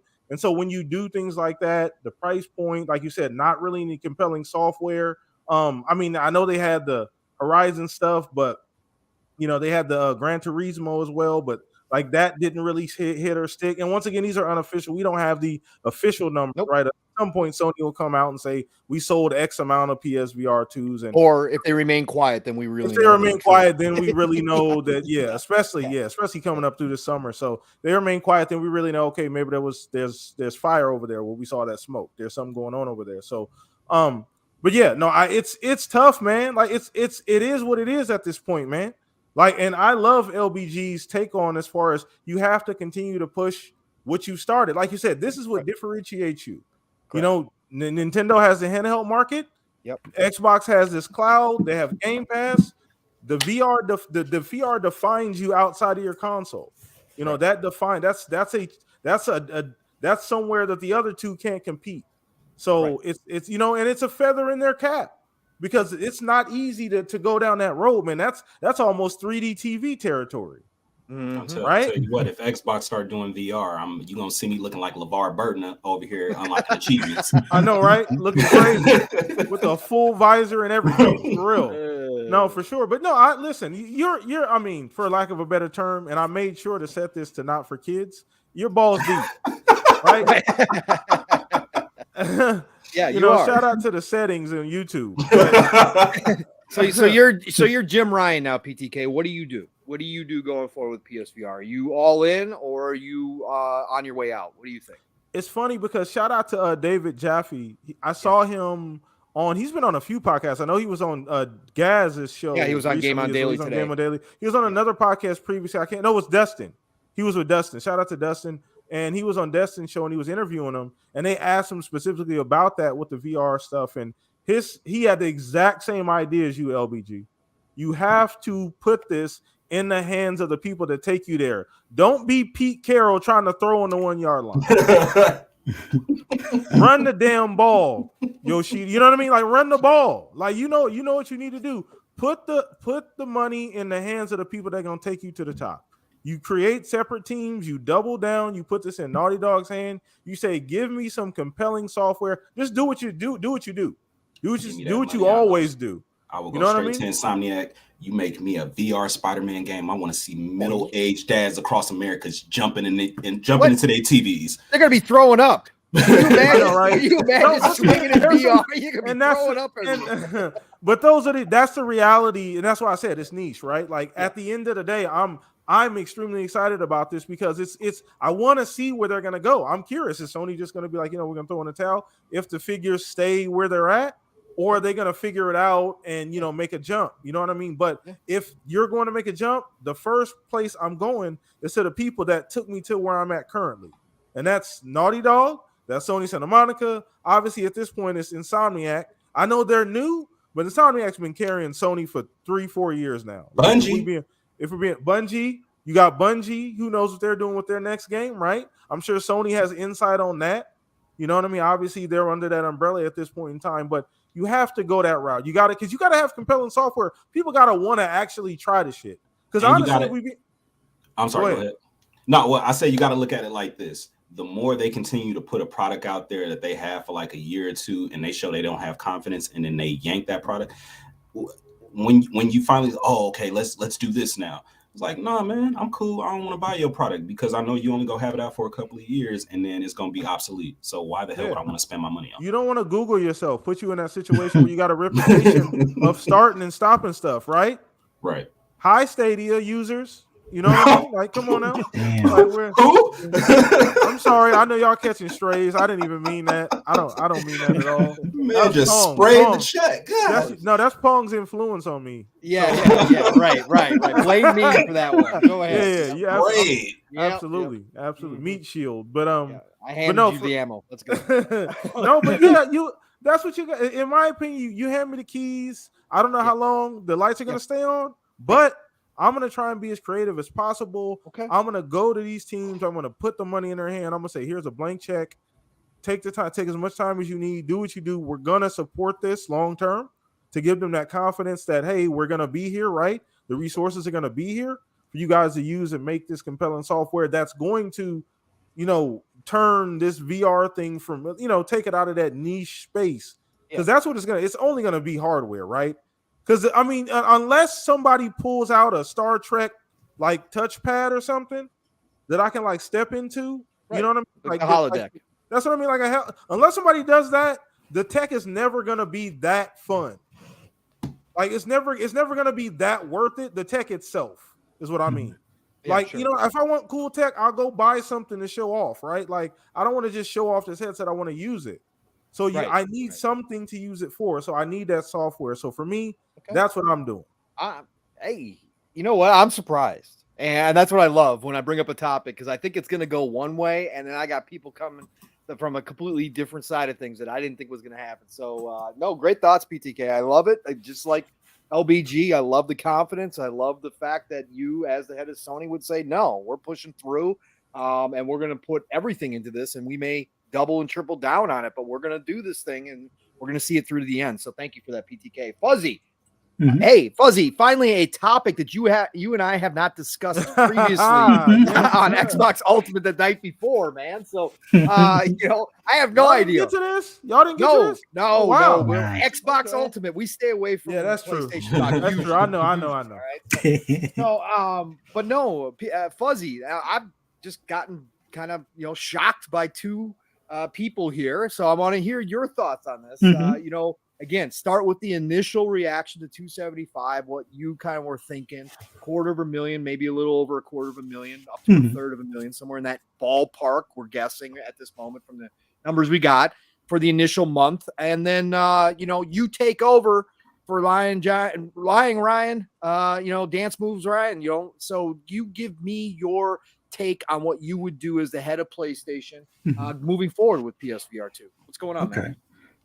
Well, as far as the overall sales numbers, I'm not surprised. Yeah. The price point and the lack of out-of-the-box PC compatibility, I was all willing to add to cart if this thing would have been day one working with PC. Right. Like, I got 2 Quest 2s that I've repoed from the boys sitting in the box right now, and I'm halfway tempted to dive into those, but it's like I was all ready for this, especially considering how PlayStation was saying, whole slate PC. And it's like, All right, now you got hardware that's on par with some of the stuff that's compatible with PC. Not on the high end, but you have almost high end quality stuff at like the above mid range price range, and that made sense for making something compatible with PC. And then that way you could hopefully port over games like Halfway Alex, which I've heard that rumor, but I still don't believe it because I just don't see, other than some of the PC games being on Steam, I just don't feel that they have that relationship with Valve. But nonetheless, I'm not surprised at the low numbers. Would I have liked to see it do better? Oh, definitely. But as far as my pocket's concerned, I'm kind of glad it is floundering a bit. So that way, let's see if it gets a price cut. Capitalism, baby. We got to see that thing. Well, yeah, I want to see a price cut on this thing. Like, I know a lot of people beforehand were hoping that this thing would have been in the 350 range, and I don't think it's going to touch that just yet. I mean, if it touches 350, it's dead on arrival. I mean, it's kind of dead on arrival now, but it'll be going off the store shelves permanently at that point. But like at the 550 to 600 price point range, I want to see this at $499 for the $600 bundle. That's a bit of a stretch, and that would be a big pill for Sony to swallow. But I think big red pill. That's a big red pill right there on that bottom line. I think Jim doesn't like red. He hates red. Well, I think it's doable if they have enough stuff lined up, and that leads me into the booting Jim out the seat and putting me in the seat, because I kind of agree with PTK and LBG on this. You got to lean into it a little bit more. Now, I don't know if I'm going to put a lot of investment. Like, I'm going to reach out to games that I know, or at least what I think would fit that type of genre, and have those as the exclusives or the draws to the box or to the headset.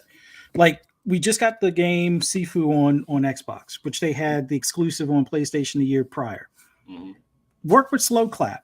Make a VR version of that John Wick game that they made. They made the best John Wick game to the existence of today, just without as much gunplay.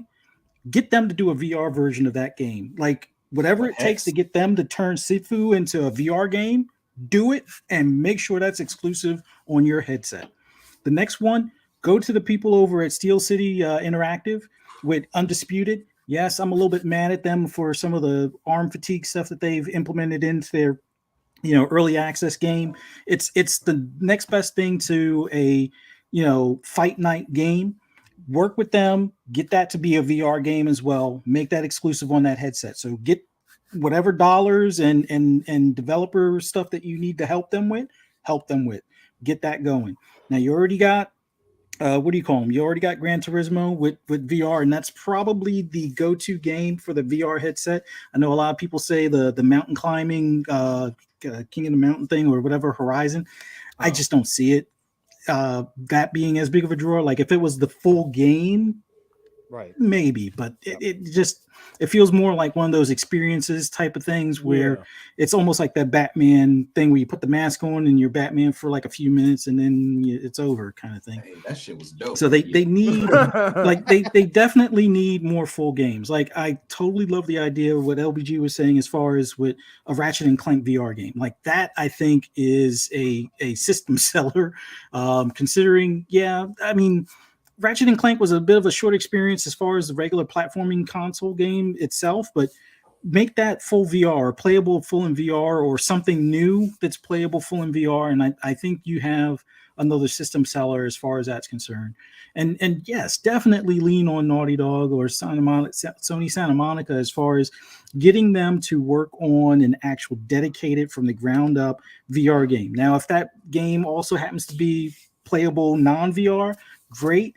But make sure whatever you do that it's like a full experience, not like something that's like, oh, I rode a boat down a river or something along those lines. No, we need these full experiences, full games that are 20 hours or so. And yeah, you're not going to have the VR hits for 20 hours, but something that you're going to want to keep on coming back and playing, or do upgrades as far as skins and things along those lines. So try to think of the long-term longevity of this device. But they definitely need more than just the leftovers from the Quest 2. Like, I mean, at this point, they would have probably been better off just, working with Meta to have the Quest 2 compatible with the PS5 if all they're going to do is just steal that library or use that same library. They got to go above and beyond what the Quest 2 was doing. yeah, that's a self-contained box that you could plug into your PC. And I think if Sony was to take that approach, they would have probably moved double the numbers, maybe even more. But at some point they have to figure out, because it's like they purposely made it so this wouldn't be out of box compatible with PC. Like the PSVR one, you could hack it to work on your PC for video stuff and certain games. But this one they encoded so you can't do that. So it's almost like you have to jailbreak it, which then will your PS5 recognize once you do that kind of thing. So there's either a plan to eventually get it to PC, but that should have been a day one thing. That shouldn't have been like a half-ass thing for, oh, well, let's see how it does. And then, oh, well, let's shelf it. No, you got to think bigger. If they're going to talk about the PlayStation crowd is not enough as far as for what they're looking to achieve as far as sales wise, then you need to start thinking about PC starting day one on a lot of stuff. The idea of a Spider-Man 2 in VR would be great. A lot of people throwing up, but you know what? There'll be TikTok videos of people be like, I lasted 15 minutes without throwing up, type of thing. So, but hey, people will buy it just for that, just to feel like Spider-Man, even if they throw up on their carpet. I don't care. They're going to want to buy that device if it gives them that 15 minutes of fame of feeling like Spider-Man, falling off of a building or flying through the, between buildings and stuff. So they definitely need to lean on their first party, as well as a few other, third party devs that they've already partnered with on some things. And if those experiences were in VR, like Sifu, if that thing is in VR, I think that is the de facto VR game above, what do you call them? Half-Life Alyx at that point, if they could get that to work. But that's just my thoughts on it. They got to do something. Otherwise, like if this thing gets a pay cut, or not pay cut, but like a price cut to the point where it's down to like in the 350 range, where some people were talking about it should be before. People gonna definitely that's them politely saying that this is the end of the road, but I hope it's not. Just for the fact that I eventually want to see them make a arcade racer. Like I was thinking about this the other day. How crazy is it that Polyphony Digital takes 10 years to make their racing game, and it's like years behind on certain things compared to what the Forza teams are doing, but they don't have an arcade racer, and they're in Japan. Just make a freaking arcade racer in Japan, beat Forza to it, beat Horizon to it, and you have a system seller again. Make that VR. Can you imagine VR drifting in your car through the streets of Japan at night? Like that should be priority one. Like if you need to get rid of Kaz over at Polyphony, get rid of them, but get somebody that can get the job done within a timely manner and do some arcade racers in their spare time type of thing. And you won't have to worry anymore about, is VR only, a niche thing? No, it will be one of the main things that sells almost with every other console at that point. But that's just my 2 cents. I don't know. Wow. I am blown away right now, brothers. I am blown away that this turned into what I thought was a majority on my side to actually I am the only one here that is going to do the complete opposite. And I hinted at it. I'm pulling the plug.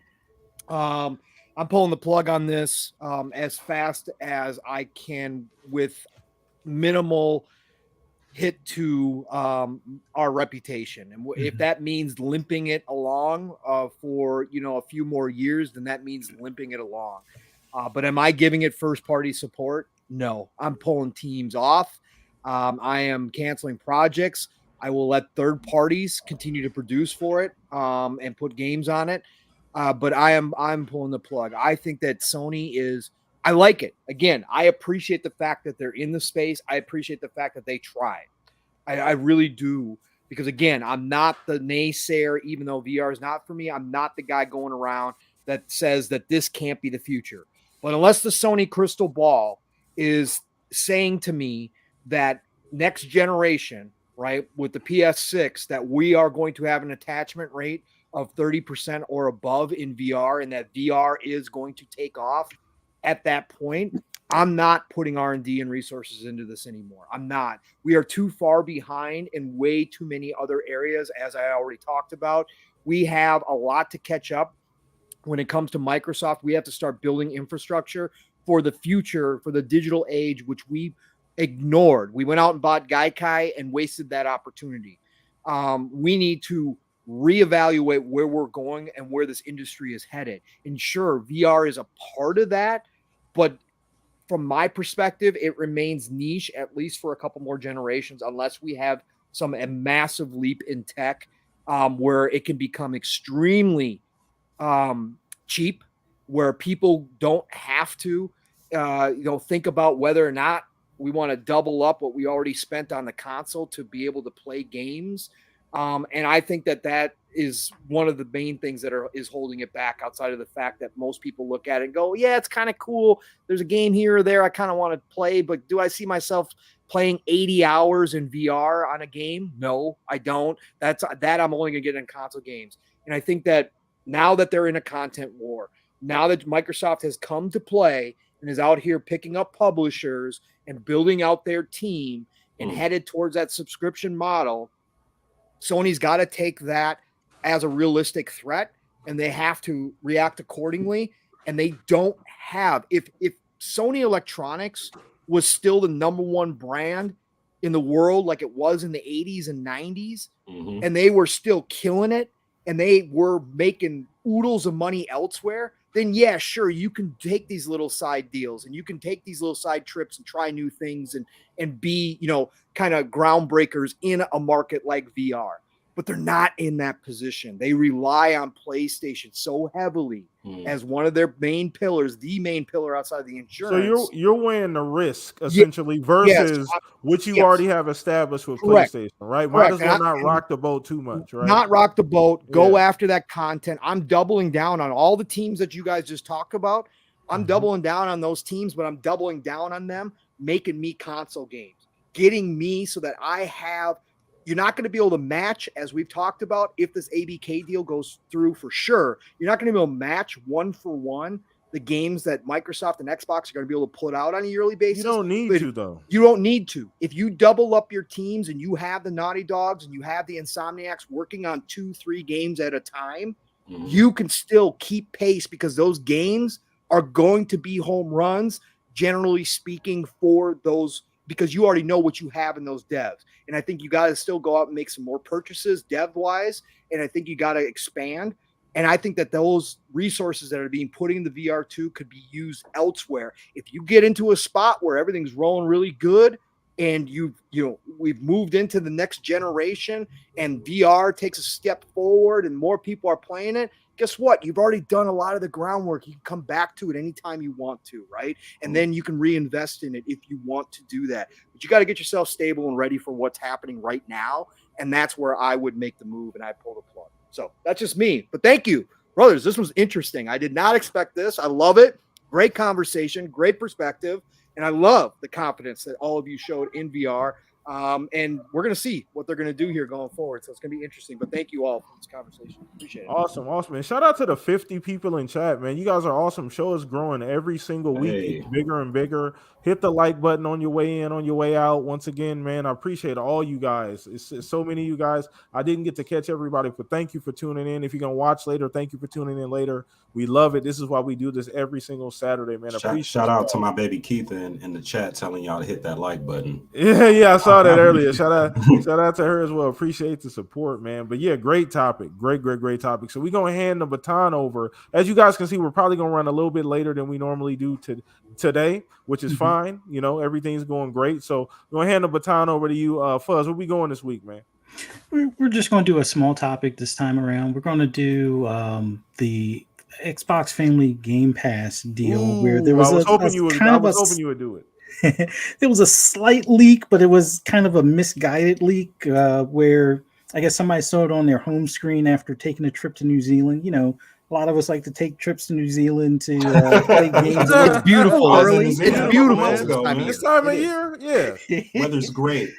Yeah, so playing some games a little early, like taking a trip out there, and I guess when they got back, they forgot to get their console reoriented, so they saw a Xbox Family Game Pass ad on their home screen, and it was showing that you could, sign up, and it was like $40. Now, bear in mind, it wasn't $40 USD, but a couple of posts out there, a couple of news articles in gaming media, and all of a sudden now it's $40 everywhere. Where a lot of them had to update it eventually, but with seeing that ad, I guess the big question I want to bring up is, when do you think we'll finally see this here in the States as far as this service? Like, it's been hinted to and talked about by several of the Xbox executives.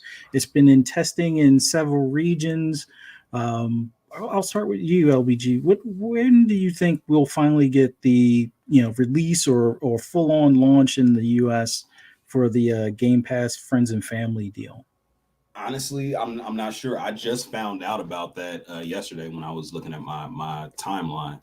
But knowing Microsoft, they usually, unless they're going to do it early, I mean, maybe they're doing a test run out in New Zealand, but usually they like to drop that stuff on us around E3 time. So I think that that we'll be getting that probably during the Xbox during the showcase in June. Nice. Yeah, just going by what Microsoft has done in the past, especially when it comes to Game Pass, we'll probably be hearing something about there. But I'm still kind of fuzzy on the details of what the friends and family thing is, and how is it any different than what a lot of us usually do, which is the console share. Yeah, the console share. Well, from what we've seen so far in like some of the regions where they're testing it, it looks like you can have up to 5 gamer tags under one account. Well, not one account, but one plan, where all of those, all 5 will have access to Game Pass Ultimate. And each one will be able to play all of the games within that catalog, as well as be able to accrue like Microsoft Rewards points or Game Pass Quest points and things like that. So if, let's say, for example, you and members of your family and maybe some friends or relatives across country want to sign up, you have them under the one subscription. All 5 of you can be on, like if you download MLB The Show 23, all 5 of you can be on the team playing at the same time, kind of thing. So that's hopefully still carries on when they do the full-on release, but that seems like that's what they're testing right now, as far as having it where 5 gamer tags, one low price. It just depends on what that low price is for the region. So 40 in New Zealand, I think, kind of converts over to $25 here. But then in certain other regions, it's like only $11. But those are usually like lower. Yeah, I think South Africa, revenue or somebody lower said it was income like areas $13 or something. So this is where I'm confused. So okay, let's say LBG gets the Xbox Family and Friends Pass. I give it to 4 other friends or family members. Now, are they able to so it's like everyone, I'm doing the thing with my hands again. So each and everyone has basically their own Xbox Ultimate account, but under one umbrella. So are these other people able to console share with 5 or 4 other people? I don't believe so. I don't think with so, this right now, will this eliminate console sharing? Right. They wouldn't be. Well, I guess you could kind of console share, but I don't know if they'll have access to the full catalog type of deal. Like, I think the Game Pass aspect that you can console share now will basically be rolled into this family plan. So I don't think it would be able to double as like 5 people in it, and then each one of those can share with one other person. I think they have it where it's kind of limited to where the console sharing would just be amongst those 5 within that plan for Game Pass. But the console share aspect, like whatever catalog you own, I think might still carry over. That's kind of the question mark, which probably why we don't have it in the US just yet, because they're probably trying to figure a lot of those ends and odds out. Probably gonna do us like Netflix. Yeah. Oh my God. I'm sorry. I just got mad. But yeah, I mean, sounds good. I mean, I wish that I knew. I mean, most of the people I know, they're PlayStation players. Like all the Xbox players I know, either like a couple of friends or everybody else works in the industry.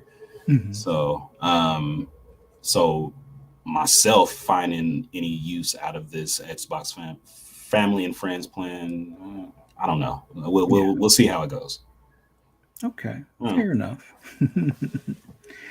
All right, PTK, what are your thoughts as far as when we'll probably see this full on launch here in the States? I do agree with LBG. This is typically something that we get around E3. Now we've gotten announcements at like the VGAs as well, which is interesting, right? But I think something like this is significant enough to be announced at the Xbox show, right? It makes sense. Middle of summer, it's it's one of them announcements. It's going to be talked about. It's kind of a marquee moment, even amongst all the other big moments during the show, right? It's that big of a deal, especially at that price point. If that's actually what happened in it, for all intents and purposes, the screenshots say that that's what happened, and we have other people that have sent in screenshots as well showing the same thing, right? Showing the conversion and everything like that. So if it actually is $25, that is a steal. Now, yeah, I don't, because that's ridiculously everything. I mean, essentially you made a subscription or Game Pass Ultimate $5, right? Like you made $5. That's insane, right? For the value that you're getting back just being a Game Pass Ultimate member, right? So, hundreds of dollars worth of games you get, you don't pay anything for them, so it's awesome. But there are going to be instances like LBG, right, where it's not going to be much use. And I have seen a lot of people saying, well, this is cool, but it's still not useful to me, right? Yeah. So you're still going to have a large contingency of people that say, I like the concept, but I only, maybe me and 2 other people play. I don't even have enough people to take advantage of it, right? That's another that's the kind of crux, right? It has to be 5 people to get the full value, right? Otherwise, you might as well just do what you always been doing if it's not going to be 5 people. You know what I mean? So I could look for 4 other people and just be like, hey, just drop $5 in my cash. Yeah, app you every could. month. You could do that. That's what I'm saying. Like those are other options as well too. But some people may not even want to. Some people may be completely fine with the way they're game sharing right now and not have any issue at all. So it's. I think it's still something that they need to do. They have to do. They're going to do clearly. When it gets over here, I still think E3 would be a great time to just smack. Throw that right in the middle of the show. Something like that, maybe towards the bottom third of the show, to kind of get that momentum back up before you close the show. Something like this would be huge. Announce it would be a big deal. Say starting today. You know what I mean? Boom. Drop You it already on know us. they're gonna do it. Oh yeah, starting today. Boom. Family Pass available right now. Boom. Go subscribe. Whatever. However you want to do it. Go buy it. So it's gonna be a big deal when it happens, and I'm super excited. We've talked about this. We asked for this for a long ass time. We didn't get it at all last generation, so we had to just do the game share stuff, which worked out fine for most of us. So to get a proper family pass is gonna be sweet, especially if it actually is the 25 for us here at the state in the States. Yeah, awesome. That's crazy. So, Paul, what do you think as far as timing, as far as when they announce this?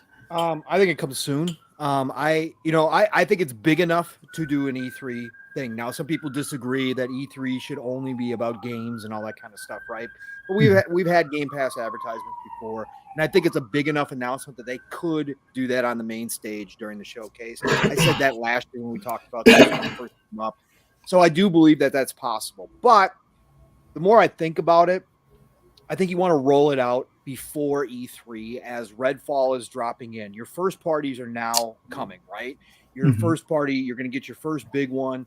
Again, we're getting Minecraft Legends this month. Yeah, that's this month. Yeah, right. That Ghostwire Tokyo, but that's it's an older game because it came out on PlayStation first. But what I'm saying is your big games are now lined up. You got Redfall, you got Motorsport, and you got Starfield all coming out this year. And I think you want to get the news going prior to that. So I do think you roll it out if you're ready. And I think they are. I think they've been kind of holding back. It could be part of the whole ABK thing. I think they've been kind of holding back. But now that that's kind of loosening up, we're coming to hopefully what's going to be an end to it and a final resolution. I think now that they're going to start dropping things like Ubisoft Plus is another one that we are supposedly, rumor has it this month is going to be announced. I think you drop the friends and family plan alongside like Ubisoft Plus after that's announced. You drop it prior to or right after Redfall hitting Game Pass, right? Because that's a multiplayer game.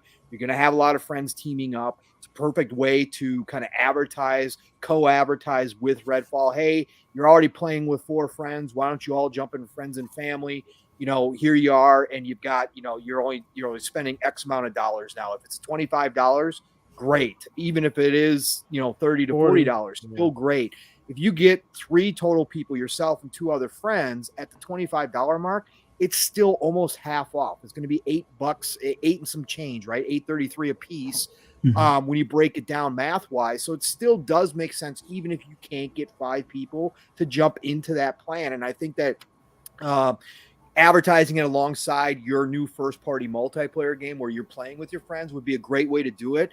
And then you reinforce it at the showcase, right? When you've got the hype train rolling, when all eyes are on the showcase and you're showing off all these new games, you're talking about motorsport, you're about to have a whole entire Starfield showcase right after your main showcase. That's when you reinforce the friends and family classes now available to everybody. Here's the deal. This is what you're going to spend. Great deal. Jump in now because our games are here and we're going to have more coming from our first party, along with all the third party stuff that is already in there and that we're adding to on a monthly basis. And I think that would be the way I would go. So I would come out early April or May and do it that way. That's my guess right now. Awesome.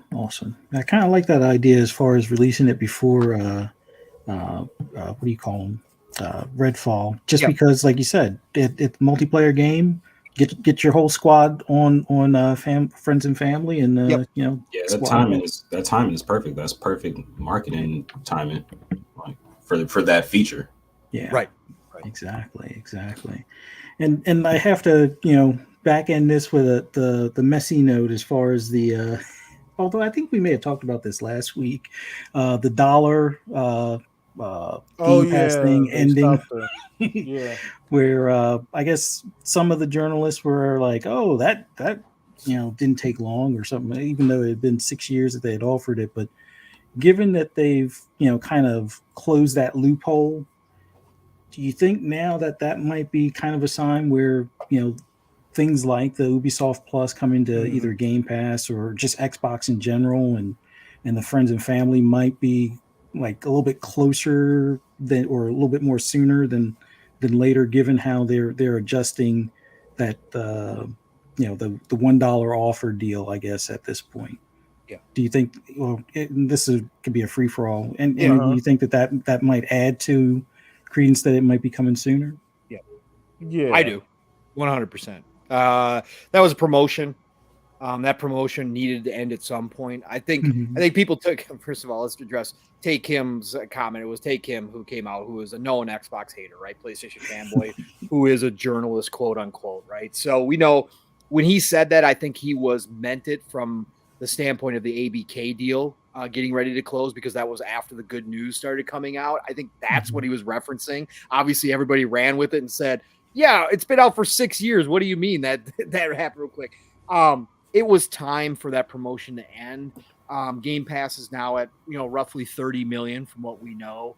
It was time to get rid of that whole conversation about the dollar deal, especially if you are coming with this friends and family plan. So yes, in my eyes, for sure, Fuzzy, this means that they are very close to talking about it and launching it in full. So that's where I'm at. Sure. Yeah, same. Awesome. I'm same right along with Pong. Right, it just makes sense that that dollar promotion was extremely useful. Right, it's to create awareness about Game Pass. Right, something like that is a extremely obvious marketing deal. Like that, you don't even have to market that much; it speaks for itself. So I know there's people out there that's mad that they can't pay $12 a year for Game Pass anymore. I mean, come on now, right? I mean, let's be honest about it. We gotta look at who this stuff is coming from, right? Like you said, Take him, right? You gotta be conscious of who this stuff is coming from. But ultimately, it wore out its welcome. It was useful while it lasted. Now you're pivoting. You have more hardware. I mean, you have more software coming now than ever. You have Game Pass, which is finally hitting its stride. You got your first parties lined up. Stuff seems to be looking good. Metrics have been good across the board. You're still selling well. You got some cool stuff coming up. So you make these changes. And with this family pass coming up, it's gonna be a big enough deal. Enough people are gonna jump on board to where that dollar deal is not gonna be necessary at this point in time. So, from just a business perspective, it makes sense, right? That's how you get people on the hook. It's extremely obvious, right? Like a dollar makes sense. I see a dollar, I look. I don't care what it is. Right? True. Like I don't. That's why dollar store exists, right? Yeah, That's why dollar store exists. I don't right? care what it is. Yeah, Like, I don't care what it is for $1. What is that? Okay, it's $1. All right. So that's what it was used for, man. So ultimately at the end of the day, great move by Xbox. Finally, just happy that they got this. This is a real thing. We talked about this like a unicorn for a while, Pong. Fuzz, we didn't know whether they were going to go back to this, right? For years we talked about this. We had no idea this was coming. So glad to see this is actually a thing and we're going to get this. So if it comes in at that price point, that's just a cherry on top. 25 is insane. I mean, even if you don't have use for it, you got to see the value, right? So, yeah. Well, I think at this point, especially for those when it comes to the dollar deal, if you hadn't already signed up at this point, I don't know what to tell you. But with like the family plan, if they release that at 25, I think that'll be the new version of the dollar deal, and it'll garner, even though it may cannibalize some individual subscribers, but I think in the grand scheme of things, they're looking to get more faces or more seats or butts in the seats kind of thing, as opposed to worrying about the dollars, at least in the beginning. And then on the back end, hope that those additional subscribers or friends and family members wind up spending more on DLC or more on a game that might not be in Game Pass. It helps with the conversion, right, Fuzz? Yeah. It helps with the conversion when not even necessarily per se this generation are they looking at, but they're looking at next generation, right? When they own ABK, when Call of Duty is dropping into Game Pass every year, and they're looking to convert people over that might be switching from PlayStation to Xbox, you offer them, friends and family, an easy way to all get together and enter this ecosystem, lower barrier. That's what you want. And I think that's a great move. So Awesome thoughts, guys, on that. Greatly appreciate it. And not wait for I can't wait until they release this program on Xbox Game Pass. Oh man, you already know. As a newfound Diablo stan, I can't even call myself a fan anymore. I've officially upgraded, by the way, Pong Chat. This is an official announcement. Yes, I've upgraded from a Diablo fan to a stan now. Nice. So I'm on board all the way. All right. I want to be like you when I grow up. Oh yeah, exactly. All right, so I'm on board all the way for sure. But yeah, I'm ready to see this deal close. I think we all are, right? I think we can't wait till we wake up and we get that tweet. I know Pong gonna be the first one to tweet it too in the DMs. I know you're gonna be right on top of it. Yeah, I'll be on top. Man, oh yeah. But man, so that was a great topic. Great way to wrap up the show, man. It's been a phenomenal show. Chat, you've been amazing, man. We had 50 people today, Pong. It's awesome, bro. So what we've been talking about, PTK. It's time, man. It's been a long time coming, way beyond deserved, man. It's great to see Saturday night becoming a staple for more and more people here at the Shop Podcast, because this is something that you've been doing this for what, 6 years now? My God, yeah, man. Come on, man. I'm glad people are finding us and enjoying what they're hearing, and we're seeing that growth each week. So it is great to see the new faces up. Awesome. And with that being said, man, we're gonna wrap this thing up. And you guys have been amazing today. Like I said, this is one of the best shows we've had. Yeah, I say that almost every week now. We get a guest on, and even if they've been a returning guest, it's always a good time. It always feels fresh and brand new. Shout out to everybody watching this live. But we're gonna throw this over to you, LBG. But before you say anything, brother, I want to say, as the host, right, the Capitan of the Shop Podcast, I appreciate you, man, coming on. You my brother for real. You know what I mean? You've been through some real things, and I've been a fan of yours, following you for a long time. You my brother in Christ, through Twitter. Shout out to Twitter, right? So I appreciate you, man, being here. Finally coming back. You're going to have me acting like The Rock at WrestleMania today. Coming back. Finally. Finally coming back to where you should have been, man, in the first place, back to game and back to the community. I appreciate you. I'm sure Chad appreciates you. I know my two right-hand men here, I'm sure they're going to express in the next 30 seconds they appreciate you. But Chad, do us a favor, man. Go follow this man. Go support everything that he's doing. But I'll let you tell all of that too. I'll let you tell.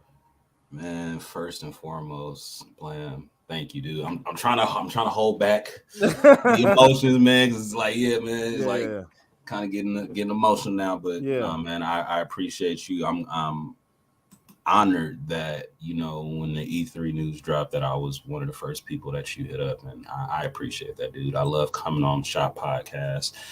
I already told you, anytime you need me, dude, just like with a day or two notice, man, just let me know, bro. Yeah, for bro, sure, I'm here. brother. Fuzz, Pong, man, you guys are got major love for y'all, man. So the fact that y'all have me on here as a respected equal and ask me for my opinions, it means the world to me, man. Y'all don't even know, especially like you said, Blam, after you know, past few years, the fact that, especially since I like haven't been like streaming or podcasting regularly since 2019, the fact that you still think about me, man, it means the world, bro. So thank you guys. Thank you to the chat for showing so much love. If you guys want to get at me, I'm on Twitter at THEE_LBG. On Twitter, I actually changed my Lazy Black Gamer IG to my personal page. So that is now topside_tone, TONE. If you guys want to hit me up there, you know, feel more than welcome. You know, I accept everybody with open arms, man. So just get at me. Appreciate you, man. And once again, all of that love is reciprocated here at the Shop Podcast. Once again, chat, please go show this man some love. Go follow him. Great content, man. Is a super fair and even dude, super knowledgeable. I love this man, man. For real. So I appreciate you, LBG, man, for coming on. You a brother, for real. Let me go ahead. Yes, sir. So let me throw this over to my two right hand, man. We're gonna start with you, Pong Harvey. You know, battery. Yeah, you don't know that. I don't know if I'm worthy of that anymore, PTK. Yeah, I know. I don't podcast like I used to. Yeah, man. the schedule was a bit during the pandemic. It was a little different. The work schedule is a bit full now, so I gotta give you a new nickname. I gotta figure something else out. But the Duracell battery of the Shop Podcast, man. You guys know Pong's brings it every week, but let everybody know where they can find you, brother. Yeah, fantastic show here. Again, man, what rough week, but podcasting is my escape in a lot of ways, just like gaming is, just like talking to people within the community, and so to be here on a Saturday night after a rough week really is another part of recovery. So it is fantastic to be here. And LBG, again, man, just like PTK said, love all the guests that come on here, love all the perspectives, but you bring another whole different look at things when it comes to this industry that we all love. So glad that you're back within the community, like PTK said. Glad that I've gotten to meet you now, podcast a couple times with you, and I hope you do come back and see us again, man, because it's a pleasure and an honor to have you here to talk gaming with you. So thank you, man, for all of that tonight and giving us your time, for sure. It was awesome. PTK and Fuzz, my brothers from another, you guys know what it is. Again, Saturday night is the place I love to be. It ends my podcasting week. Just fantastic atmosphere here. The chat is coming alive. We are seeing more and more new faces. All the regulars are still here. Nothing but love and respect every single week for you, chat, because without you guys, we are nothing. And that goes for all the shows that you all support, because some of the same faces I see here at the shop, I'm seeing on all the other shows that I do. So thank you all for being here and giving us your time and listening to us sit around and BS about games in the gaming industry. Appreciate you all. You guys know the drill. Pong Soul on Xbox, Pong Soul on Twitter. Next week it starts again. Again, don't get to do the Xbox Factor podcast, but I'm always going to be a permanent member over there. And Mr. Boomstick is the man, 5 days a week. Double Barrel Gaming is the place to be as well. But I am partial to that Tuesday show, Xbox Factor podcast, 12 p.m. Eastern, 11 o'clock Central Time. Always great conversations. Always has a good panel going. No matter who's there, who can make it, who can't make it, doesn't matter. Boomstick does it the right way. So go check him out every Tuesday. And then Thursday night, it's PM in the PM. It's Pong and Mav in the PM over on Fun Speculations channel. You know what we do. We have two-man show, but sometimes we do have a guest, but we are building a great community over there. The Fun Speculation Network, as Fuzzy dubbed it, and we have now all adopted that, is growing. It is blowing up. Yeah, it's getting big, man. Shout out to Mav, man. It is, man. Our chats are blowing up. Over there, having a great time. But PM in the PM, It's a lot like living split screen with me and Steele. Mav and I catch up from the week and just really get down and talk, and we involve the chat as well. So join us there every Thursday night, 7 p.m. Eastern, 6 o'clock Central Time. Friday nights, it's back over on Fun Speculation Network, obviously for Xbox Ultimate. That starts at 10 p.m. Eastern, 9 o'clock Central Time, where we go left, we go up, we go down, we go all the round. We laugh a lot. You never know what you're going to hear out of our mouths on Friday night. It's one of those shows, but we do talk a lot of gaming, and we do get down to business. So join us every Friday for Xbox Ultimate there as well. And then Saturday mornings, had a late start today. Apologize to everybody already. Real life happens. I had a rough start to the morning, but we still got it in. That's right. Me and my brother from another Steel Rain, living split screen every Saturday morning, 10 a.m. Eastern, 9 o'clock Central Time. We start your weekend live, raw, and uncut with that energy you need to wake you up. So be there Saturday morning, 3+ hours. We still went, even though we had a late start today, we almost got 4 in again because we usually go over 4. It's just me and him, the chat. We get down to business every Saturday. And then, of course, I'll be back here next week for the Shop Podcast, God willing. Listen, it's the golden age of gaming, people. It's the best time ever to be a gamer, hands down. And I've been through 4 decades of this. Best time ever to be a gamer. So get out there, have a great rest of your weekend. Play what you love what you play, and I'll talk to you all real soon. And shout out to you, Pong, every single week, bringing the energy, man. You guys know what to do. Go follow Pong. Best way to keep up with where he's at every single week is go and follow him on Twitter. All of that information down below. So shout out to you, man. And last but not least, Mr. Fuzzy Belvedere, rounding this out, smoothing this thing out, bro. Let everybody know where they can find you, brother. It was awesome being on here with you guys tonight, and always great to have LBG back on here, man. Always love your takes on things and your insight on the industry and everything. So always a pleasure having you back on here, man. Always love doing this with you, PTK and Pong, man. This is the hobby I definitely enjoy between podcasting and gaming and talking about all of it in between. So it's always awesome to be doing this with you guys. And thanks to everybody in the chat for joining us live, and those that may catch us on replay. Thank you so much for taking the time to check us out. And for those that want to hear my rambles and rants on anything gaming related, just follow me on Twitter at fuzzy_Belvedere. You can also catch me on Gamers Council tomorrow, 7 p.m. on Web Dave's channel with Retri and Web Dave talking about Forza Horizon 5 Rally. Just giving my thoughts and insights on the DLC and how much I've enjoyed it, and hopefully some things for the future, between Turn 10 and Playground that they can bring to the Xbox community. And then on Monday, you can find me on the Xbox Lunch Break Special on Double Barrel Gaming at 12 noon on Double Barrel Gaming with Mr. Boomstick, Web Dave, and Crazy Louie. And then later that evening on Mav's channel, on Fun Speculations channel, for FSP with Psychonauts, Jasper, Mav, and sometimes 3-Bit. And man, just going over everything gaming. And then on, Friday, 10 a.m., Mr. Boomstick's Breakfast with Boom on Double Barrel Gaming.